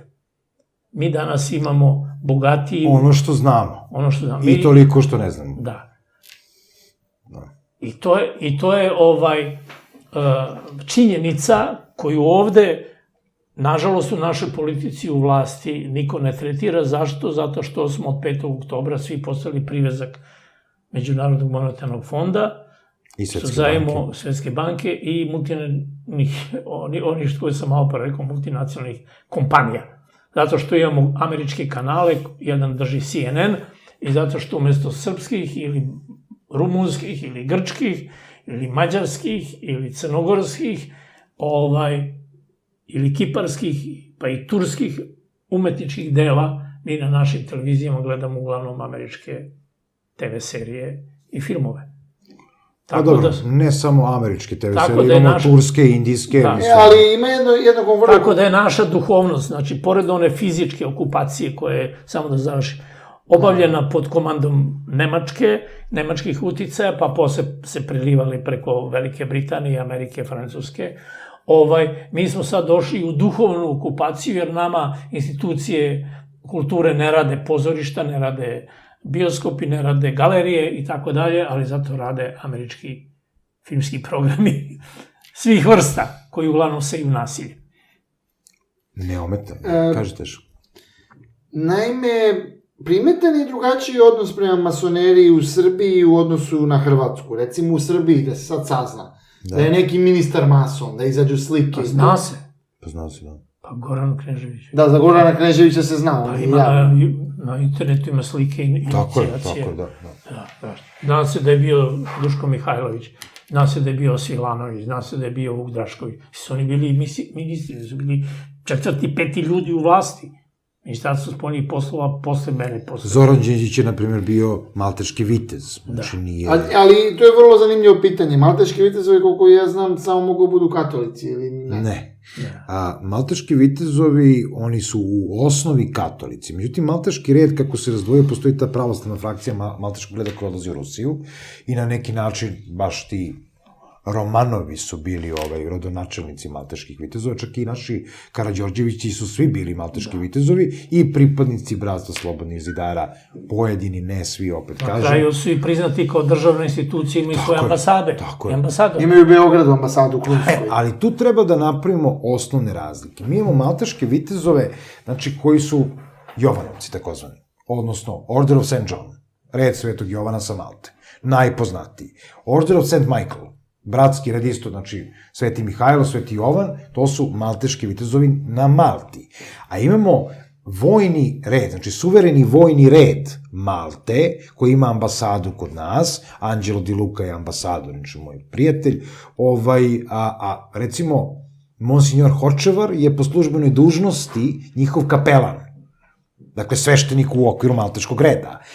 Pričamo o suverenom vojnom redu Malte, koji ima ambasadu, ali Order of St. John, odnosno red Svetog Jovana, Jovanovci, hospitalci, kako god, i Order of St. Michael sa Malte, nisu isti. Znači, oni su viteški redovi sa Malte, njih Vatikan kao Vatikan prihvata za posebne eksteritorijalne redove, katolička crkva ih poštuje, ali ih ne prihvata kao svoje, za razliku od suverenog vojnog reda Malte, koji zapravo je zvanično u službi Vatikana, kao i Sancti Sepulcri, odnosno vitezovi Svetog groba, koji su drugi viteški red koji priznaje i Vatikan i katolička crkva je stavila pod svoje okvire.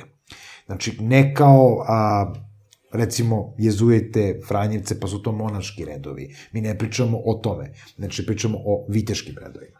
Zoran Đinđić je bio član Order of St. John, dakle, red Svetog Jovana, sa Malte, dakle, hospitalac, i bio je premijer, je li tako? Zahvaljujući uticaju malteških vitezova, Zoran Đinđić je došao u priliku da doktorira na Heidelbergu. Samo zbog tog uticaja. Zašto? Zato što je profesor Gadamer bio takođe deo malteških vitezova. A Habermas je, mislim, to je ta ista linija, pored toga što je bio deo malteških vitezova, bio i u masoneriji.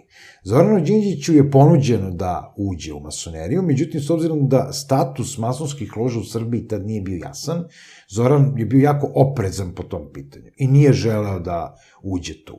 Takođe, postoje nekakvi, opet kažem, frakcije tih malteških vitezova. Pa imamo tako pola srpske trilaterale, pored toga što je deo regularne velike lože Srbije, je i član takozvanog KMFAP, koji je prosto stvorio jedan bivši pripadnik bezbednosti iz Mađarske, George Popper. Dakle, George Popper je stvorio po uzoru na te hospitalce, red Svetog Jovana, dakle, sa Malte, stvara nekakav svoj red. Kao što i ovde postoje neki, ajde kažemo ti, divlji priorati, privatni vitezovi, recimo, skoro sam čuo da postoje pravoslavni templari. Znači, to je apsurd. Ne postoje pravoslavni templari. Može da se desi da su svi pripadnici priorata pravoslavci. To nije sporno, to je vrlo verovatno, ali da je pravoslavni red templara, templari koji su ekumenski red, dakle, red Hristovih vitezova koji prepoznaju krst i priznaju sve konfesije, bez razlike, su pravoslavni. To sigurno ne postoji. Znači, to je van svih templarskih načela. Međutim, neko se dosetio, kaže, ovi Srbi pravoslavci, hajde napravimo te pravoslavne templare, malo uzmemo tu neke pare za regalije, za ovo, za ono. I to se zaista tako radi. I onda se tu, pored falsifikovanih dokumenta, čak se i dobiju neke tako gramate, mislim, od nekih fantomskih redova iz Italije. Onda ti dođu i kaže, vidiš, ja sam dobio gramatu iz Italije, ja gledam ono ištampano urađeno u Photoshopu, još nije dobro urađeno. Mislim, heraldika je problem. Ovde je stvarno heraldika problem. I zaista onaj ko poznaje heraldiku, može da taj dokument ovako pogleda i da kaže ovo je blasfemično.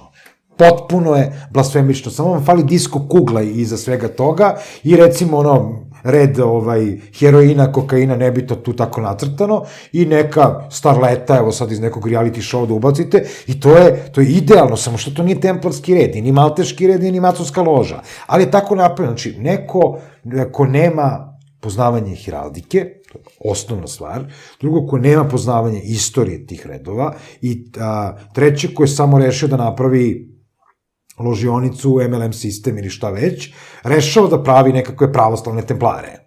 Znači, ista priča ovde. Pravoslavni malteški red, da, to postoji. I to su bratski redovi. Danas su to sve bratski redovi. I vitezovi Svetog Lazara, koji su takođe popularni trenutno u Evropi, i vitezovi Tevtonci, koji dolaze iz Nemačke, dakle, opet pričamo o nekim krstaškim pohodima, pa modernom stvaranju tih redova, viteški red Zmaja, koji smo spominjali između ostalog, i još nekolicina viteških redova koji postoji, dakle, u čitavoj Evropi, i organizuje se taj veliki festival svake godine. I on se nalazi ne slučajno u Rumuniji, ne slučajno na Karpatima, i ne slučajno pod tim okriljem, dakle, dođe 4000 vitezova ili 5000 vitezova na te Karpate, koji je neformalni viteški centar. I to nije sporno. Zato svi templarski priorati će doći tu. Bez obzira što ne komuniciraju među sobom. A doći i predstavnici Vatikana, kao države, i rimokatoličke crkve, i rumunske pravoslavne crkve, i grčke pravoslavne crkve, i etiopijske, i sirijske, i tako dalje. Doći će tu. A Srpska pravoslavna crkva neće. Zato što problem Srpske pravoslavne crkve je autokefalnost.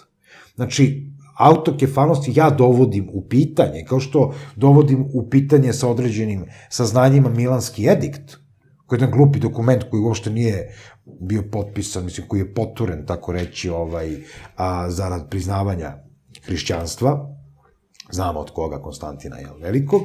Isto tako, znači, Sveti Sava nije dobio patrijaršiju, dobio prvo srpsku arhijepiskopiju. Tako reći je kupio.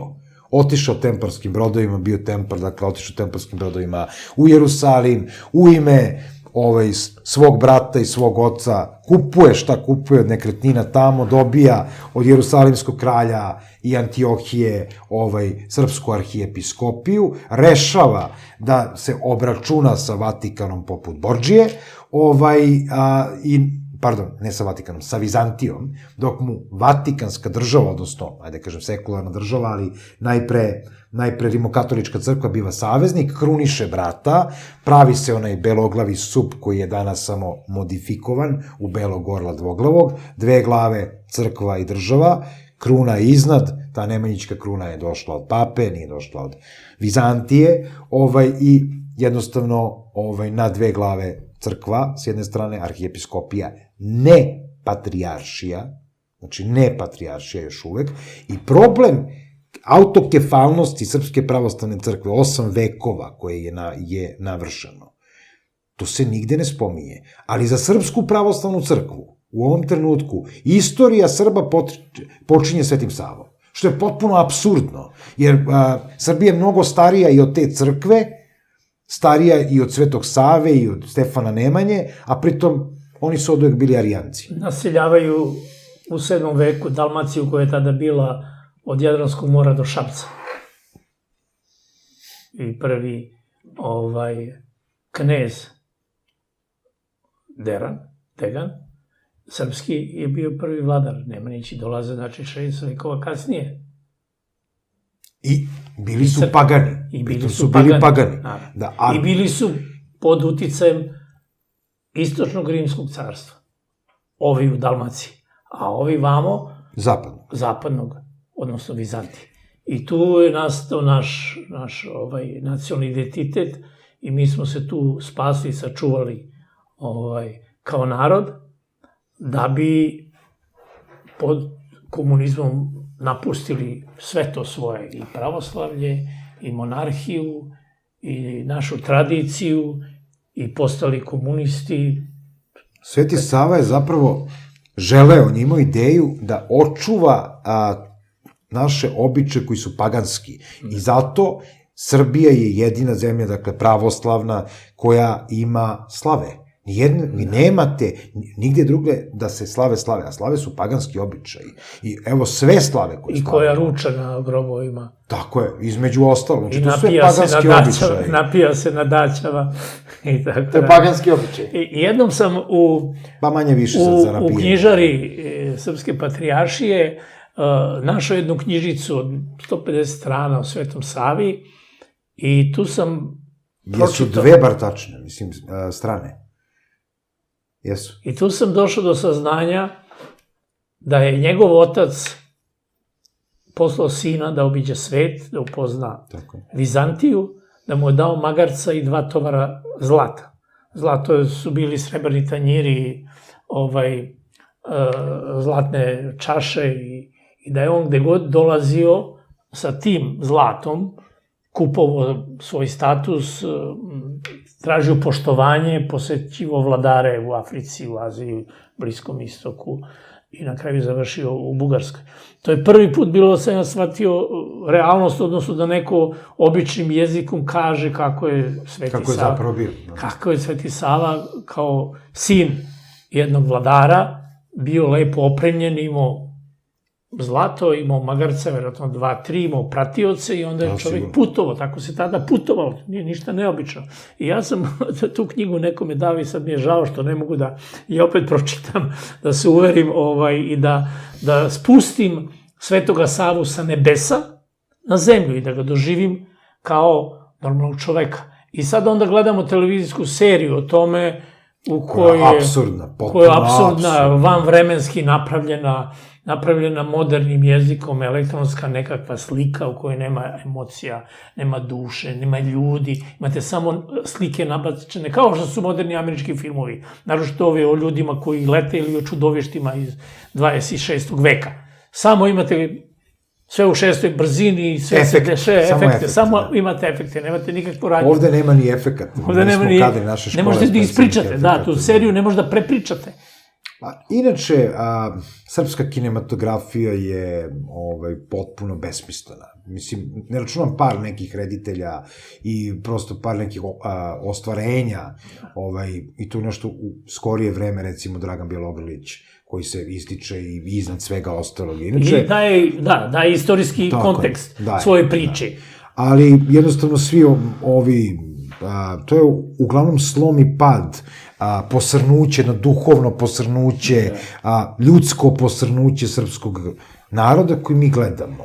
I onda se u tome verovatno prepoznajemo. I što kaže jedan moj veliki prijatelj, inače notar u Beogradu, Sibinović, pisao nekoliko knjiga u svom romanu Pogrešno, među ostalog, mi se stalno stidimo sebe. I to je sigurno tako. Znači, mi se stidimo komšije, u stvari, taj stid od komšije prelazi na nas. I to je naš stid od komšije i nas samih. I kad to budemo prevazišli, to je osnovno to, pa onda to što kažem da smo nebeski narod. Ja kažem da jesmo, ali na koji način? Nama su glave u oblacima. I nosevima rušimo nevidljive avione. I to je to. I onda često nam ti nosevi bivaju razbijeni. Baš zbog toga što su na glave u oblacima i onda teriramo i nisko padnemo. Moramo da budemo svesni činjenice, da smo mi mala država na Balkanu i da kao mala imamo svoje prednosti, ali ne možemo mi u šuca rogatima na taj način, bez ikakvog saveza, mi smo u savezu sa Bogom, pa ćemo sada će nas Bog da zaštiti i onda ćemo jednostavno mi, mala Srbija, sa tim Božijim savezom da pokorimo čitavu Evropu. I ide Srbija do Tokija. Kažem nešto, ja sam neko ko je naučen da poštujem sve države. A ja Srbiju zaista volim. I ona je jedina moja otadžbina. Meni kad su nudili englesko državljanstvo, odnosno britansko, ja sam ga odbio. Rekavši im da jednostavno ja sebe ne mogu da vidim kao Britanca. Jer su moji otac i majka i dedovi i pradovi i tako dalje Srbi. Ja ne mogu sebe da vidim u tom britanskom pasošu. Mnogi da mi danas kažu kakva si ti budala. Znači, da li je moguće da si odbio britanski pasoš? Jesam. Odbio sam i ne samo britanski pasoš, odbio bih ponovo. I američki, i kanadski, evo moj rođeni brat je u Kanadi, za koju godinu možda već sledeći će dobiti kanadsko državljanstvo, to je njegovo opredeljenje. Moj ujak, rođeni, je takođe tamo, takođe ima kanadski pasoš. Meni, jednostavno, ja ne bih mogao se pogledam u ogledalo, ali isto tako ću zaštititi u tom inostranstvu u kom često boravim svakog pripadnika srpskog naroda, neću dati na njega, ali ću istim tim pripadnicima srpskog naroda i na ovaj način i ličnim putem skresati u bradu i u brk, što bi rekli, da sutra mi treba da budemo bolji.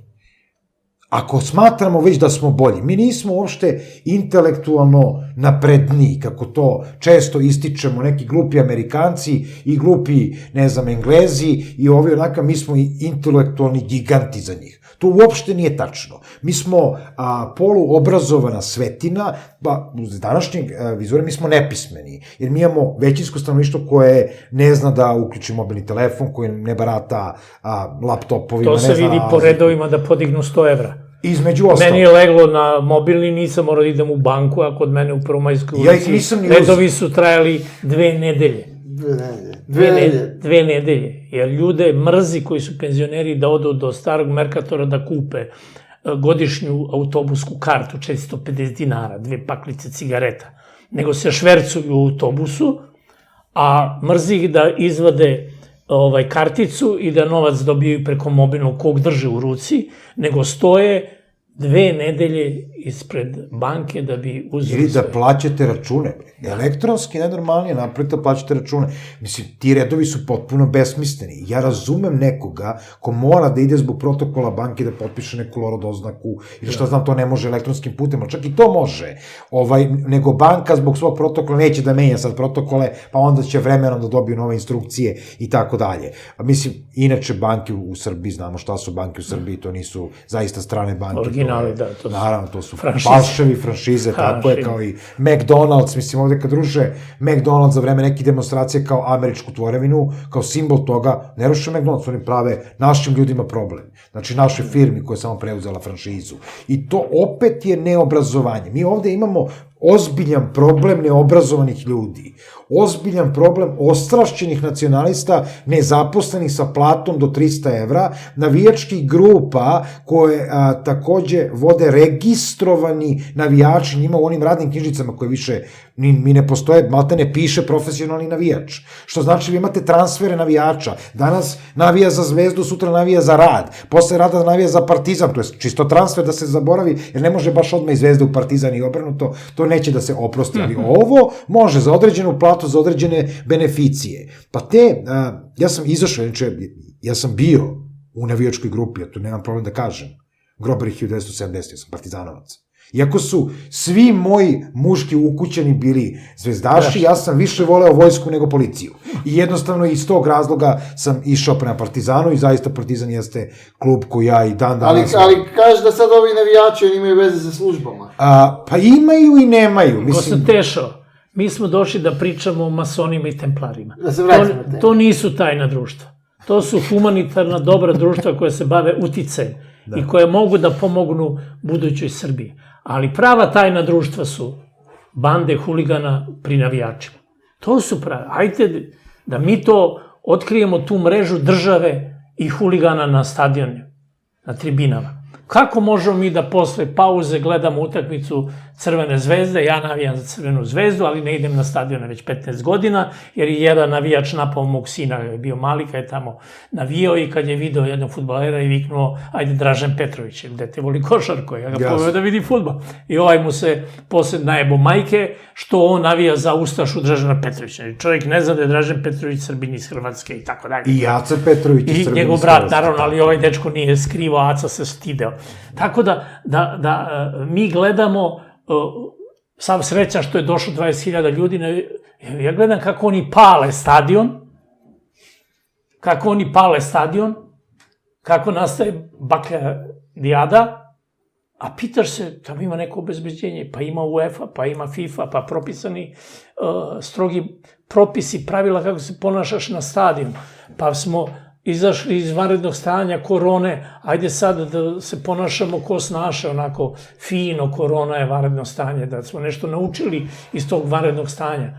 Ne, vraćamo se na ono pre vanrednog stanja, pali se, oni su goli, već su znači pijani, nadrogirani, govorimo o tim što nazivamo huligane, zbog kojih smo doneli zakon, ali koji se ne primenjuje.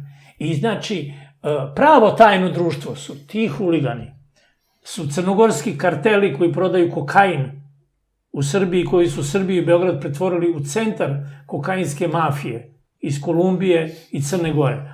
Znači, manje crnogorske mafije ima u Crnoj Gori, a mnogo je više ima u Srbiji. U belom svetu, nemojte samo u Srbiji, u belom svetu. Pa i Srbija je za njih beli svet. Ne, mislim i Španija. Da, naravno, i Španija, i Grčka, i Rumunija, i Švajcarska, i Češka, svuda su Crnogorci, odnosno Srbiji i Crne Gore. Tako da su to sad moderne teme. Nažalost, Dragan Malešević Tapi, templar i mason je pokojni, ubila ga je naša policija u gradskom SUP-u 2002. godine, mučenjem i maltretiranjem. 2003. posle akcije Sablja. Umesto da mu je donela poziv ujutru u 9 sati, i rekla, gospodine Maleševiću, dođite kod nas na razgovor u 11. Oni su došli uveče u 10 i odveli ga u 11. Gospođa Bojana mu je stavila lekove za pritisak koji je imao jako visok i taj pritisak mu je napravio infarkt ili tamo bio pod nezgodnim pitanjima. Znači, ti bolesnog čoveka vodiš noću na saslušanje, umesto civilizovano dođeš, dobar dan, izvinite, evo je poziv, dođite, čeka vas glavni inspektor. U svojstvu građana. Možete da povedete advokata, imate 4 sata. Imamo neka pitanja za vas i tako. Ne, oni su došli uveče, odmah su uzeli mobilne, počeli po mobilnom. A šta će ti ovaj u mobilnom? A šta će ti ovaj u mobilnom? Počeli su da ispituju čoveka još u njegovom stanu. To su mi društvo, to me priča gospodin doktor. Mi smo i dalje hajduci, dalje smo divlji narod, mi imamo zakone, ali ih ne primenjujemo. Danas se zakucao, nažalost, čovek u BMW-u na raskrsnici. Prošao je kroz crveno svetlo. Kneza Miloša i Nemanjine, zato što on vozi simbol evropskog visokog standarda i moći, BMW. I on je video crveno i rekao je, za mene to ne važi. Pup. Ubio je sebi još dvoje. Da. To smo mi. Mi vozimo nekakav krš od Audija koji smo kupili I povređeno za je 5.000 8 ljudi, na autopijaci u Bubanj potoku i vozimo ga 100 na sat da bi pokazali svoju ajdučiju, svoju snagu, da smo mi novi Karađorđe, da mi... Evo, kad smo već kod toga, ja inače tvrdim švajcarska država propada. Vremenom će propasti zato što su banke digle ruke, mislim, i prodate su i tako dalje. Međutim, pričamo o nekom švajcarskom modelu vaspitanja. Iako su oni za Nemce seljaci, ti švajcarski seljaci, to je definitivno tako, i oni se gledaju na Amerikanca, znači u Švajcarskoj, ono što je beli čovjek u Kini, to je Amerikanac u Švajcarskoj. Iako Amerikanci ne vole Švajcarce. Znači, uglavnom je tako. Ne smatraju ih Evropljanima i tako dalje. U Švajcarskoj se čak mnogo brža kola, mnogo skuplja kola. Vidite, po Cirihu, recimo, McLarene, Bentleye, Maseratije, BMW je tamo auto koji se uzima za renta car i to kao neka varijanta economic standard, odnosno BMW. Ali ova kola, McLarene, koji recimo koštaju 260.000 švajcarskih franaka, ili Maserati koji koštaju preko 300, u odnosu na BMW koji možda košta svega 100-tinak, ili prosto, da kažemo, trećinu te cene, oni voze 40 na sat kroz centar Ciriha. 30-40, toliko je dozvoljeno. Prvi put možeš da izdivljaš tako i platit ćeš neku kaznu, nije sporno. Drugi put kad izdivljaš, stići će ti drastična kazna i obračunavat će se prema tvojim primanjima. Znači, prema tvojim primanjima. Koliko je vlasnik vozila taj, njegova primanja u prethodnih 6 meseci, ako ti imaš 40.000 platu mesečno, platiš 4.000. Onaj ko ima 4.000 će platiti 40 švajcarskih franaka, prvi put. Pa drugi put proporcionalno tome, pa treći, pa na kraju izgubiš dozvolu zbog takvog divljanja. I nije problem, tamo možeš sve da platiš, ali te gledaju sa nipodaštavanjem. Kako si ti dozvolio to? Znači, ti si se oglušio o zakon, oglušio si se o državu, sutra ćeš to da uradiš prema svojoj porodici, ti nisi podoban građanin društva, a ovde divljaj kako hoćeš. To je bio problem i sa službama. U osnovi svega, službe su imale uvek spregu sa kriminalom. I to je bio link države. Kad kažem države, ljudi na vlasti sa kriminalom. Policija je stvorila jugoslovensku mafiju. Tako je. I ne samo jugoslovensku. Stvorila je i bosansku, i albansku, i crnogorsku, i sve ostale mafije. I danas su vinovnici svega toga, te bivše službe državne bezbednosti sede u Beogradu. Naročito te crnogorske, između ostalo. Sad, pored toga, postoje sistem. Dakle, kamera tamo, ako je ovo kriminal, a ovo država, kriminalci su dolazili do ovde. To je bio maksimum, to samo neki. Onog trenutka kad su izbijali iznad okvira države, bili su skraćeni za glavu. I jednostavno postavljeni njihovi zamenici, drugi i tako dalje. Desilo nam se kontra, u 2 navrata.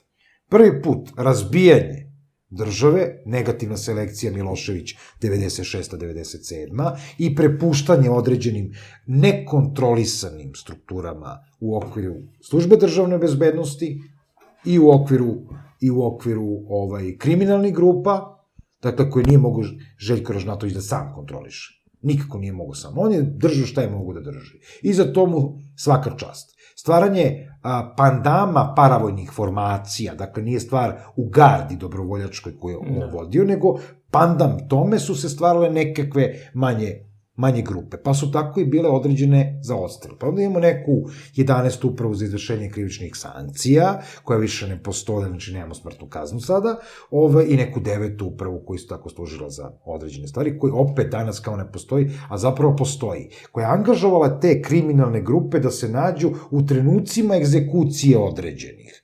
Pa smo na osnovu toga smo stvorili i JSO, koji je isto tako učestvovao kao jedinica u određenim odstrelima, a zapravo se tu pojavljali neki kriminalci. Pa su onda kriminalci poneli policijske značke i neke druge značke službe državnih bezbednosti i onda je kriminal preuzeo državu. To je ono što je nama problem. Dakle, ti kriminalci koje država treba da kontroliše posredstvom službi bezbednosti, šta je služba bezbednosti? Služba bezbednosti je samo logistika. Znači, to su logističari i operativci na terenu koji su zapravo takozvani oficiri za vezu. I ko misli drugačije, taj se vara. Operativci su upravo ovi, ti kriminalci ili jednostavno ucenjeni ljudi od strane države preko službi bezbednosti koji izvrše određene egzekucije ili određena krivična dela za koje će biti opet amnestirani ako budu dobri. E sad, kad se desi taj udar, državni udar 96-97, negativna selekcija, pa dolazak DOS-a na vlast 2000. godine, koja je, mislim, bio izdogovaran, pa SNS, odnosno između 2011. godine mi imamo sistematizaciju službe bezbednosti. U toj sistematizaciji kriminal je potpuno pojeo sve službe bezbednosti i pojeo državu. Ono što se u Crnoj Gori desilo od starta, kad je Milo Đukanović ušao u službu, suprotstavio se Bošku Bojoviću koji u ovom trenutku živi u Zemunu i jednostavno i dan danas Milo Đukanović se zenta od tog čoveka, ali samo zbog jednog, Ratka Kneževića.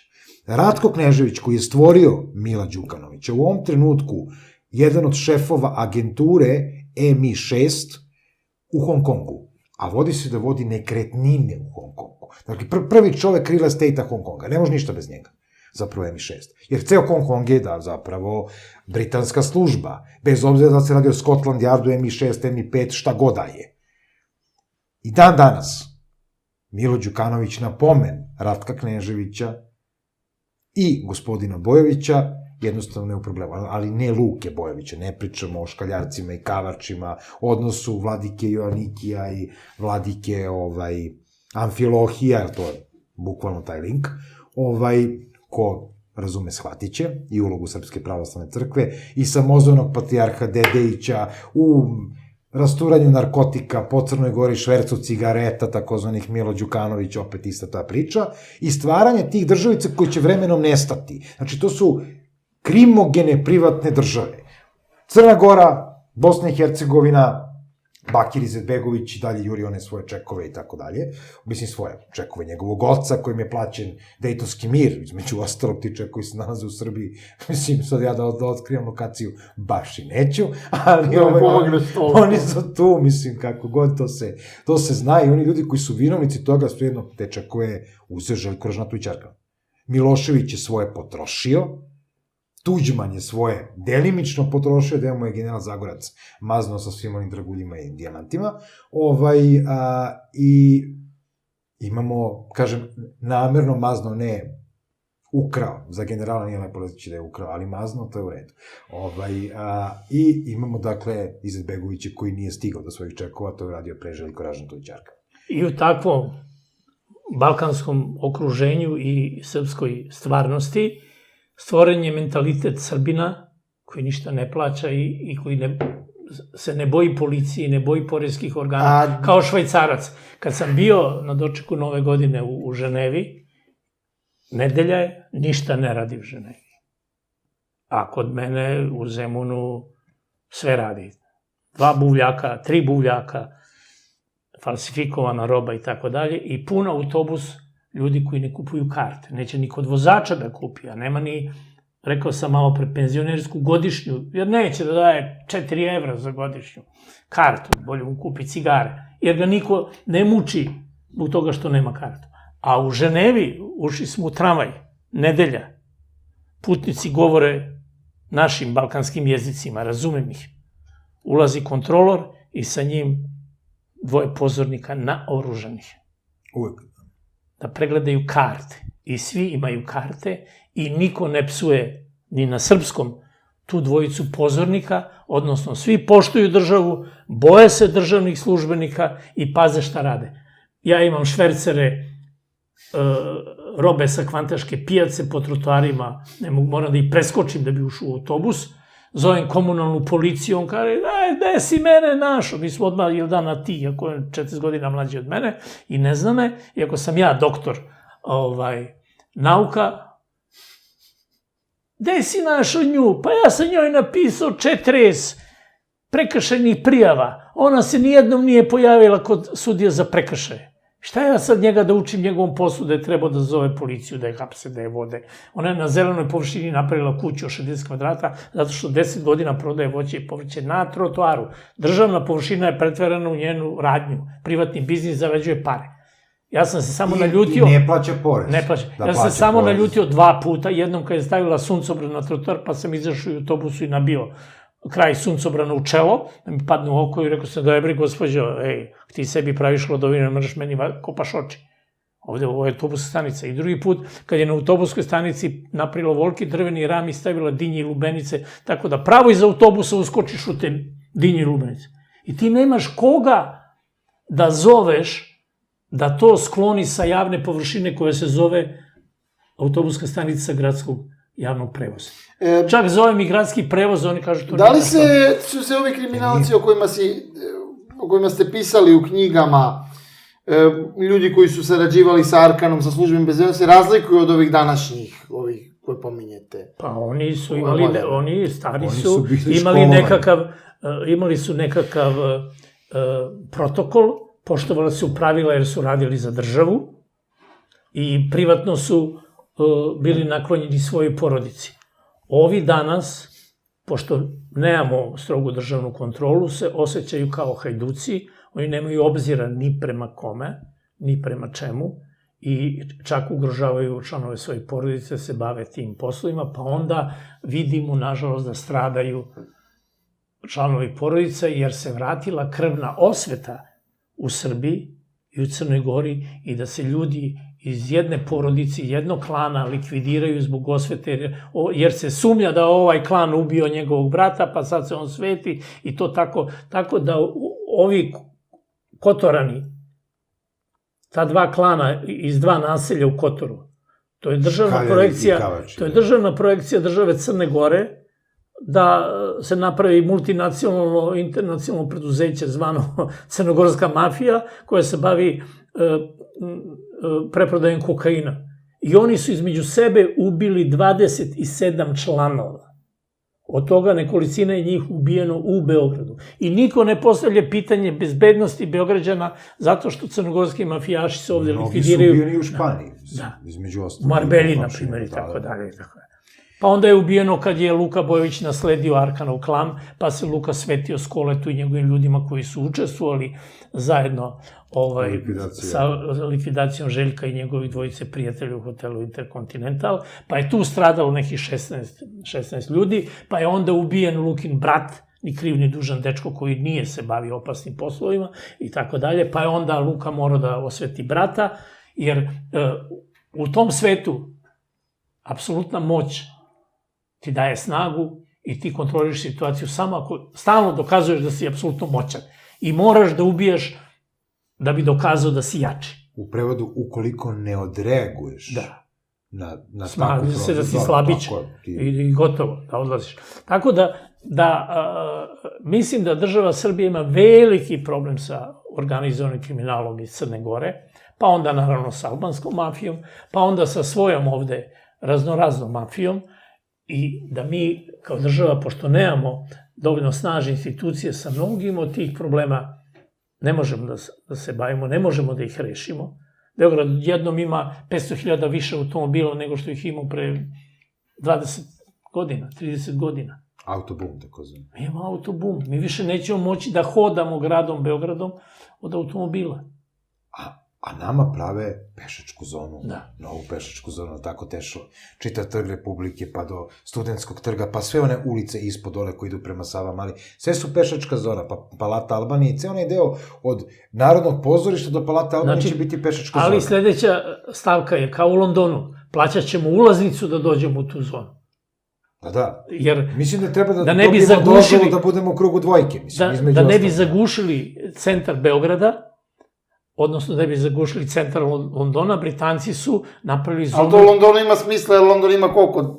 10-15 miliona stanovnika, ovde to... London zarađuje milijarde na turistima. London ima odličnu autobusku mrežu, odličnu metro mrežu. Taksi mrežu. Taksi koriste samo turisti zaista. Ali, pošto sam živeo tamo, znači jednostavno vidite, to su mreže koje savršeno funkcionišu. U minut, u sekund. Nije nikakav problem. I vi ste na Waterloo očas posla, ko baš hoćete centar. Nama je znak pitanje kako ćemo mi iz Zemuna da ulazimo u Beograd kad Brankov most i Gazela postanu začepljeni. Evo sad u špicevima, sad je u špicevima. Ako polovina ljudi u Beogradu radi u privatnim firmama do Inđije. Tamo kad prolazite kroz Batinicu, to prolazite kao kroz tržni centar na ulici. Sve pored puta su radnici, ljudi tamo idu, kupuju, tamo su zaposleni. I mi imamo jutarnji špic i na Gazeli i na autoputu, imamo špic kroz Ugrinovačku da se izađe tamo da se ide za Batinicu, pa onda za Novi Sad. Kad se ulazi u Beograd iz pravaca Velike Plane i Kragujevca, špic je ujutru do 9:30, mile automobile. Na autoputu, da. Na autoputu, mile, ovako, ne može da se uđe. I ti sad gubiš sat i po vremena života svakog dana da uđeš u Beograd, da izađeš iz Beograda 3 sata. Ti sediš za volanom, postaješ nervozan, gladan. Rekao bih samo jednu digresiju, ne na prevozu u Beogradu, sa tim se slažem. Naime, mi nemamo mafiju. Mafija je ezoterijska organizacija. Znači imamo neke jakuze, trijade, Koza Nostra i tako dalje. Ezoterijska organizacija je način prijema u tu porodicu, kako bi rekli italijani familija, jel? Pa Koza Nostra kao naša stvar, jel? Je ezoterijski nivo prijema. I ono što isto mora da se proveri čovek, znači opet neka vrsta balotaže kao u masoneriji, pa onda jednostavno i kad uđe mora da se dokaže, pa mora da radi prvo neke osnovne poslove, da kažem, nižeg ranga, pa se na toj lestvici penje. Tako je u svim mafijama, znači mafije kao ezoterijske organizacije. Mi imamo kriminalčiće, imamo polukriminalce, wannabe kriminalce, kako ja kažem, i trgovce koji bi želi da su kriminalci. I najčešće je to ta priča. To je tante za kukuriku, to je da te prevarim, to je sistem Varajiće, kako to zovu ovde, i imamo konobare koji su takozvani Mrnjavčevići. Da objasnim. Znači, ko su Mrnjavčevići? Sinovi majke Jevrosima, tako. Majke Jevrosima je najozloglašeniji sup u Beogradu. I onda oni koji to idu tamo i pričaju kome treba, oni su Mrnjavčevići. Oni su uvek u sprezi sa ovim Varajićima koji su jednostavno na terenu najoperativniji, gledaju kako stoje stvari. Mi onda imamo šibicare, imamo par nekih ljudi koji, da kažemo, drže te šibicare po tim okvirima, imamo kriminalce unutar službi državnih bezbednosti. Jednostavno, kad se desio taj diskurs sa tom službom, starom službom državne bezbednosti, pored negativne selekcije 96. i uspostavljanje takozvane BIA, dakle, bezbednostno-informativne agencije, za koju ja kažem da je samostalna trgovinska radnja za proizvodnju plehanih značaka. I nije ništa drugo. Sem toga, nema tu nikakve bezbednosti. Realno. Mi imamo da jedna firma postaje druga. Mislim, mi iz bezbednosti, kad kažemo firma, mislimo na službu. Dakle, imali smo neku UDBU, neki DB, koji jednom postala BIA. Kako je postala BIA? Tako što je Živorad Anđelković, zvani Žika Pauk, zbog parking servisa, osmislio savršenu metodologiju kako da iz jedne firme pretoči oni koji će biti odane toj strukturi, dakle iz državne bezbednosti, da ove druge penzioniše i otpusti i na čelo stavi jednu budaletinu koja se naziva Beba Popović. I koji izgleda savršeno, on je izgledao savršeno i bio savršen za taj posao, da bude poslušnik. I naravno, nije on jedini. Svaki narednik koji je došao, pa i keramičar i prethodni advokat, LGBT advokat, svi su oni savršeni poslušnici. A ta služba služi kao logistika kriminalnom miljeu, ne mafiji. Da mi imamo mafiju, pa ja bi bio prezadovoljen, jer onda bi to značilo da postoji neki red, neki zakon. I u masoneriji postoji zakon koji se više poštuje od svih drugih zakona, čak i od vojnih. Znači, čak postoji u knjizi to naređenje, čuveno, dakle, spaliti sve kuće, čovjek je ušao u svaku, tamo gde je zatekao kecelju, rekao, ovo ne dirajte. Jer je bratski zakon jači od zakona i vojske i države i naređenja i činova i tako dalje. Tu je snaga masonerije. Tu je snaga i mafije. Zakon mafije. Jednostavno, ne postoji zakon iznad, zato su oni izvan zakona. Ne zato što se bave kriminalom, ne. I često se uopšte ne bave kriminalom. Nikakvim kriminalnim delatnostima. Pripadnici struktura mafije, nego opet trgovinom uticaja. Opet na taj način, mimo države, stvarajući nekakvu svoju paralelnu strukturu. Pa ih često država zbog toga, najčešće zbog izbegavanja poreza. Mislim, zašto je pao i Al Capone, između ostalog. Zbog poreza, nije pao ni zbog čeg drugog. Prohibicija alkohola, ono da, ali porez u Americi. Tako je i svuda, znači to je mimo države. To treba napraviti jasnu razliku između mafije i kriminalaca. Samo što mi nemamo ni ozbiljne kriminalce više. Mi imamo zaista nekakve kriminalčiće, šibicare, ljude koji su pod patronom kriminalaca u svilenim rukavicama unutar službe, takozvane službe, i kod nas je sve takozvano. Dakle, naša država, tačnije ne, Srbija ima problem sa državom. Srbija koja se ne zna šta je, ne znaju se granice. Ne zna se to. Zvanično se ne zna. Sad, ja mogu da tvrdim moju priču. Neko će reći Srbija do Tokija. Okej. Ja tvrdim da je Kosovo deo Srbije. Znači, Kosovo i Metohija su pod okriljem Srbije. Ja sam tešao. Kakav grb imamo mi na našoj zastavi? Imamo dvoglavu orla. Da, ali simbolika kakva je. Koja smo mi država? Mi smo republika, ali tako? Dobro, ima kruna. Mi smo republika. Ali ljudi kažu kao da je to simbol suvereniteta. Ljudi kažu. Nije. To treba da bude... Simbol monarhije. To treba bude naučno postavljen grb, simbol srpskog naroda. Mi smo republika, a na zastavi imamo znake monarhije i to ne Karađorđevića koji su vladali posljednjih decenija, nego Obrenovića.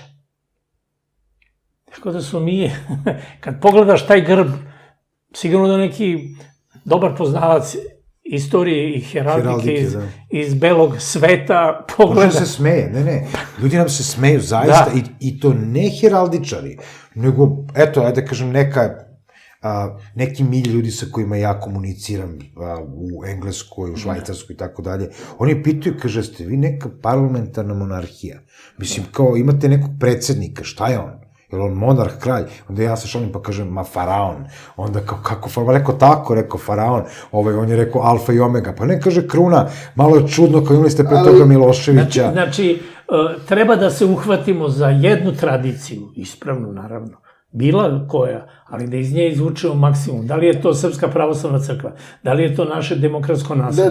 Da li su to masoni? Da li su to templari? Da li je situacija drugačija? Ono što sam teo da postavim pitanje konkretno. Da li u Hrvatskoj, ono što sam ja primetio, prateći hrvatske medije i sve, tamo je mržnja prema masoneriji mnogo jača. Da li je to zbog katoličkog uticaja? Jeste sigurno, i zbog rimokatoličke crkve koja jednostavno ima problematiku sa masonerijom, ali nema problematiku samo sa masonerijom. Znači ona generalno ima, osim hrišćanskih redova koje uvažava, ne mora sve da ih prihvata, sve ono što nije, dakle što je antipod, tako reći, hrišćanstva, će u mnogo većoj meri biti izraženo u tim malim katoličkim zemljama.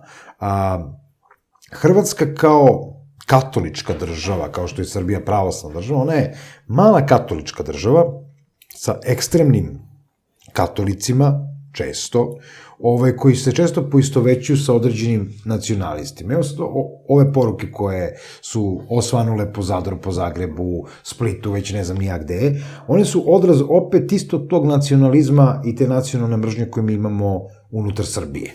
Ništa, to opet je to plata, kod njih je možda plaća do 500 eura, ne znam, mislim, možda su oni u malo boljem položaju, ali bez obzira, imam ja dosta i poznanika i prijatelja unutar Hrvatske, zaista masonerija u Hrvatskoj je bila mnogo zbiljnija, do pojave, kao što se u Srbiji pojavio Veliki orijent Srbije, koja je bila jedna paramasonska organizacija, jedan MLM sistem, postoji dan danas, baziran na znanjima Čedomira Vukića, koji je bio nekada član regularne Velike lože Srbije, onda je napravio pandan Velikoj regularne lože Srbije Zarez Beograd, dakle poznat kao Čeda Zarez. Isto to se desilo i u Hrvatskoj. Znači, u Hrvatskoj se srpski VOS, taj Veliki orijent Srbije, pravi nešto se zove VOH, Veliki orijent Hrvatske, gde se za duplo veći novac jer mora deo da ide i u Srbiju, veći deo ide u Srbiju, pravi opet nekakva masonska priča. Pa se onda veliki majstor te takozvane velikog orijenta Hrvatske počne se proklamuje po medijima. Znači, i tu se dešava haos na masonskoj sceni Hrvatske. Dakle, zato što Gabrić, posle smene prethodnog velikog majstora, kreće se preterano ističe. Znači, on je hirurg, oftalmolog, on ima svoju očnu kliniku, na bazi tog svog uspeha on sebe predstavlja kao šefa masonerije kompletne Hrvatske. Zamislite kako takozvani regularci reaguju na takvo eksponiranje, kao u cirkuskoj šatri. Znači, i onda dolazi do haosa, koji mu sigurno postavljaju regularci. Znači, sve što mu se desilo, kao ucene, sve to... Nikici Gabriću? Da. Apsolutno da, znači to je sistem, jer oni su tačno se proceni, taj tip, taj kalibar čoveka, ja ću biti vulgaran pa ću reći gejak. Znači on je gejak, on bez obzira što je doktor, on možda bude hirurg 10 puta. Znači on je gejak, nije dalje mrdno od toga, na duhovnoj lestvici on je dalje u potpunom ponoru, on se nije oslobodio svog ega. To je inače sistem prvog stepena. Zadatak prvog stepena je otkloni sopstvene nesavršenosti, dakle skloni svoj ego. Nekoliko puta sam to ponavljao. A on to nije uradio. On se sebe proklamovao za velikog majstora, okružio se nekim ljudima koji su ga tapšali po ramenu, kasnije čistiti ljudi, postati njegovi izdajnici, ni oni nisu dostojni da se nazivaju slobodnim zidarima, i jednostavno onda se ta priča samo proširila i došlo do ovoga, kako se zove, javnog odvjetnika. Odvjetnika, glavnog javnog odvjetnika u Hrvatskoj, koji je priznao da je mason. Tako je, i to je bio skandal u Hrvatskoj, zato što je masonerija istog trenutka bila vezana za ne samo lobiranje i trgovinu uticajem koje je međunarodno dozvoljeno sredstvom, i kad kažemo lobby grupa, postoje lobby klubovi koji su zvanično registrovani i u Britaniji, u Holandiji, u Belgiji, u Francuskoj, u Švajcarskoj, i to je normalno. Lobby grupe se koriste za određene stvari, već se smatra da to je trgovina obezbeđenja i naplaćenja državnim sredstvima i državnim utjecajem, kako oni kažu, na obično stanovništvo. Ili ono što bi se kod nas zvalo mito bekrio. Dakle, taj mito, je popularan i tamo, nije to ništa manje nego ovde, u ostalom mi smo vrlo sličan narod, mislim to da ne kažem isti, imamo određenih razlika, ali jednostavno potičemo iz istog korena i to se vidi upravo prema tome. Kod nas je isto tako to mito bekri, u Rumuniji isto, ta ista priča podmićivanja je vrlo zgodna, malo manje u Mađarskoj, ali takođe postoje. Bugari su ekstremno podmitljivi. Kad pogledamo, Balkan je baziran na tome i onda naravno je šok, jer se masonerija jednako, to je to, podmićivanje i trgovina time. I naravno dolazi, to sad zamislite, evo kod nas javno pravobranilac ili ne znam, državni tužilac, deo toga i odmah optužen za mito, za korupciju, za ovo, za ono. Misliš, šta čovjek može da uradi? Isto trenutku da podnese ostavku, to mu je najbezbolnije. I ovaj u Hrvatskoj je podneo ostavku. Jeste. Mislim, kod nas verovatno ne bi, bilo bi, ma ne, to su tabloidne priče, tabloidne novine, Kurir kaže jedno, Blic kaže jedno. On je odmah priznao, ja sam mason i podneo ostavku. Jeste, tako je, odmah. Njemu je masonska organizacija rekla ti treba da izađeš čist iz ovog i on je izašao čist. Rekao ja sam mason i doviđenja. Tako je. Ali on je dostojan možda da bude u masoneriji. Za razliku od Gabrića i ove cele ekipe, koji nikako nisu dostojni da ostanu u masoneriji. Brat brata štiti bez obzira na državne jasle, zakone i sve ostale stvari. Da ga zaštiti po cenu da krivično odgovara. Kod nas je to krivični zakon 334 stav 1 stav 2. Da tako beš. Tako da, to je to. Znači, jednostavno postoji zakon iznad zakona. Brata štitiš na svakoj osnovi. Ako jesi to. A ako nisi, brzo će se pokazati koliko je tvoja bratska ljubav zapravo u problemu. Gospodine Lopušina, gospodine Dimitrijeviću, hvala vam što ste bili gosti u našoj emisiji. Molim, sledeći put. Hvala tebi, Tešo. Opa. Drago mi je. Poštovani gledalci, ovo je bila emisija Intervju u produkciji Balkan Info. Hvala što ste nas gledali. Hvala svima koji verno prate naše emisije i žele da pomognu u radu naše produkcije. Nijedna zemlja nije tako skupo platila svoju slobodu kao Srbija. Kupite naše majice na sajtu balkaninfo.rs.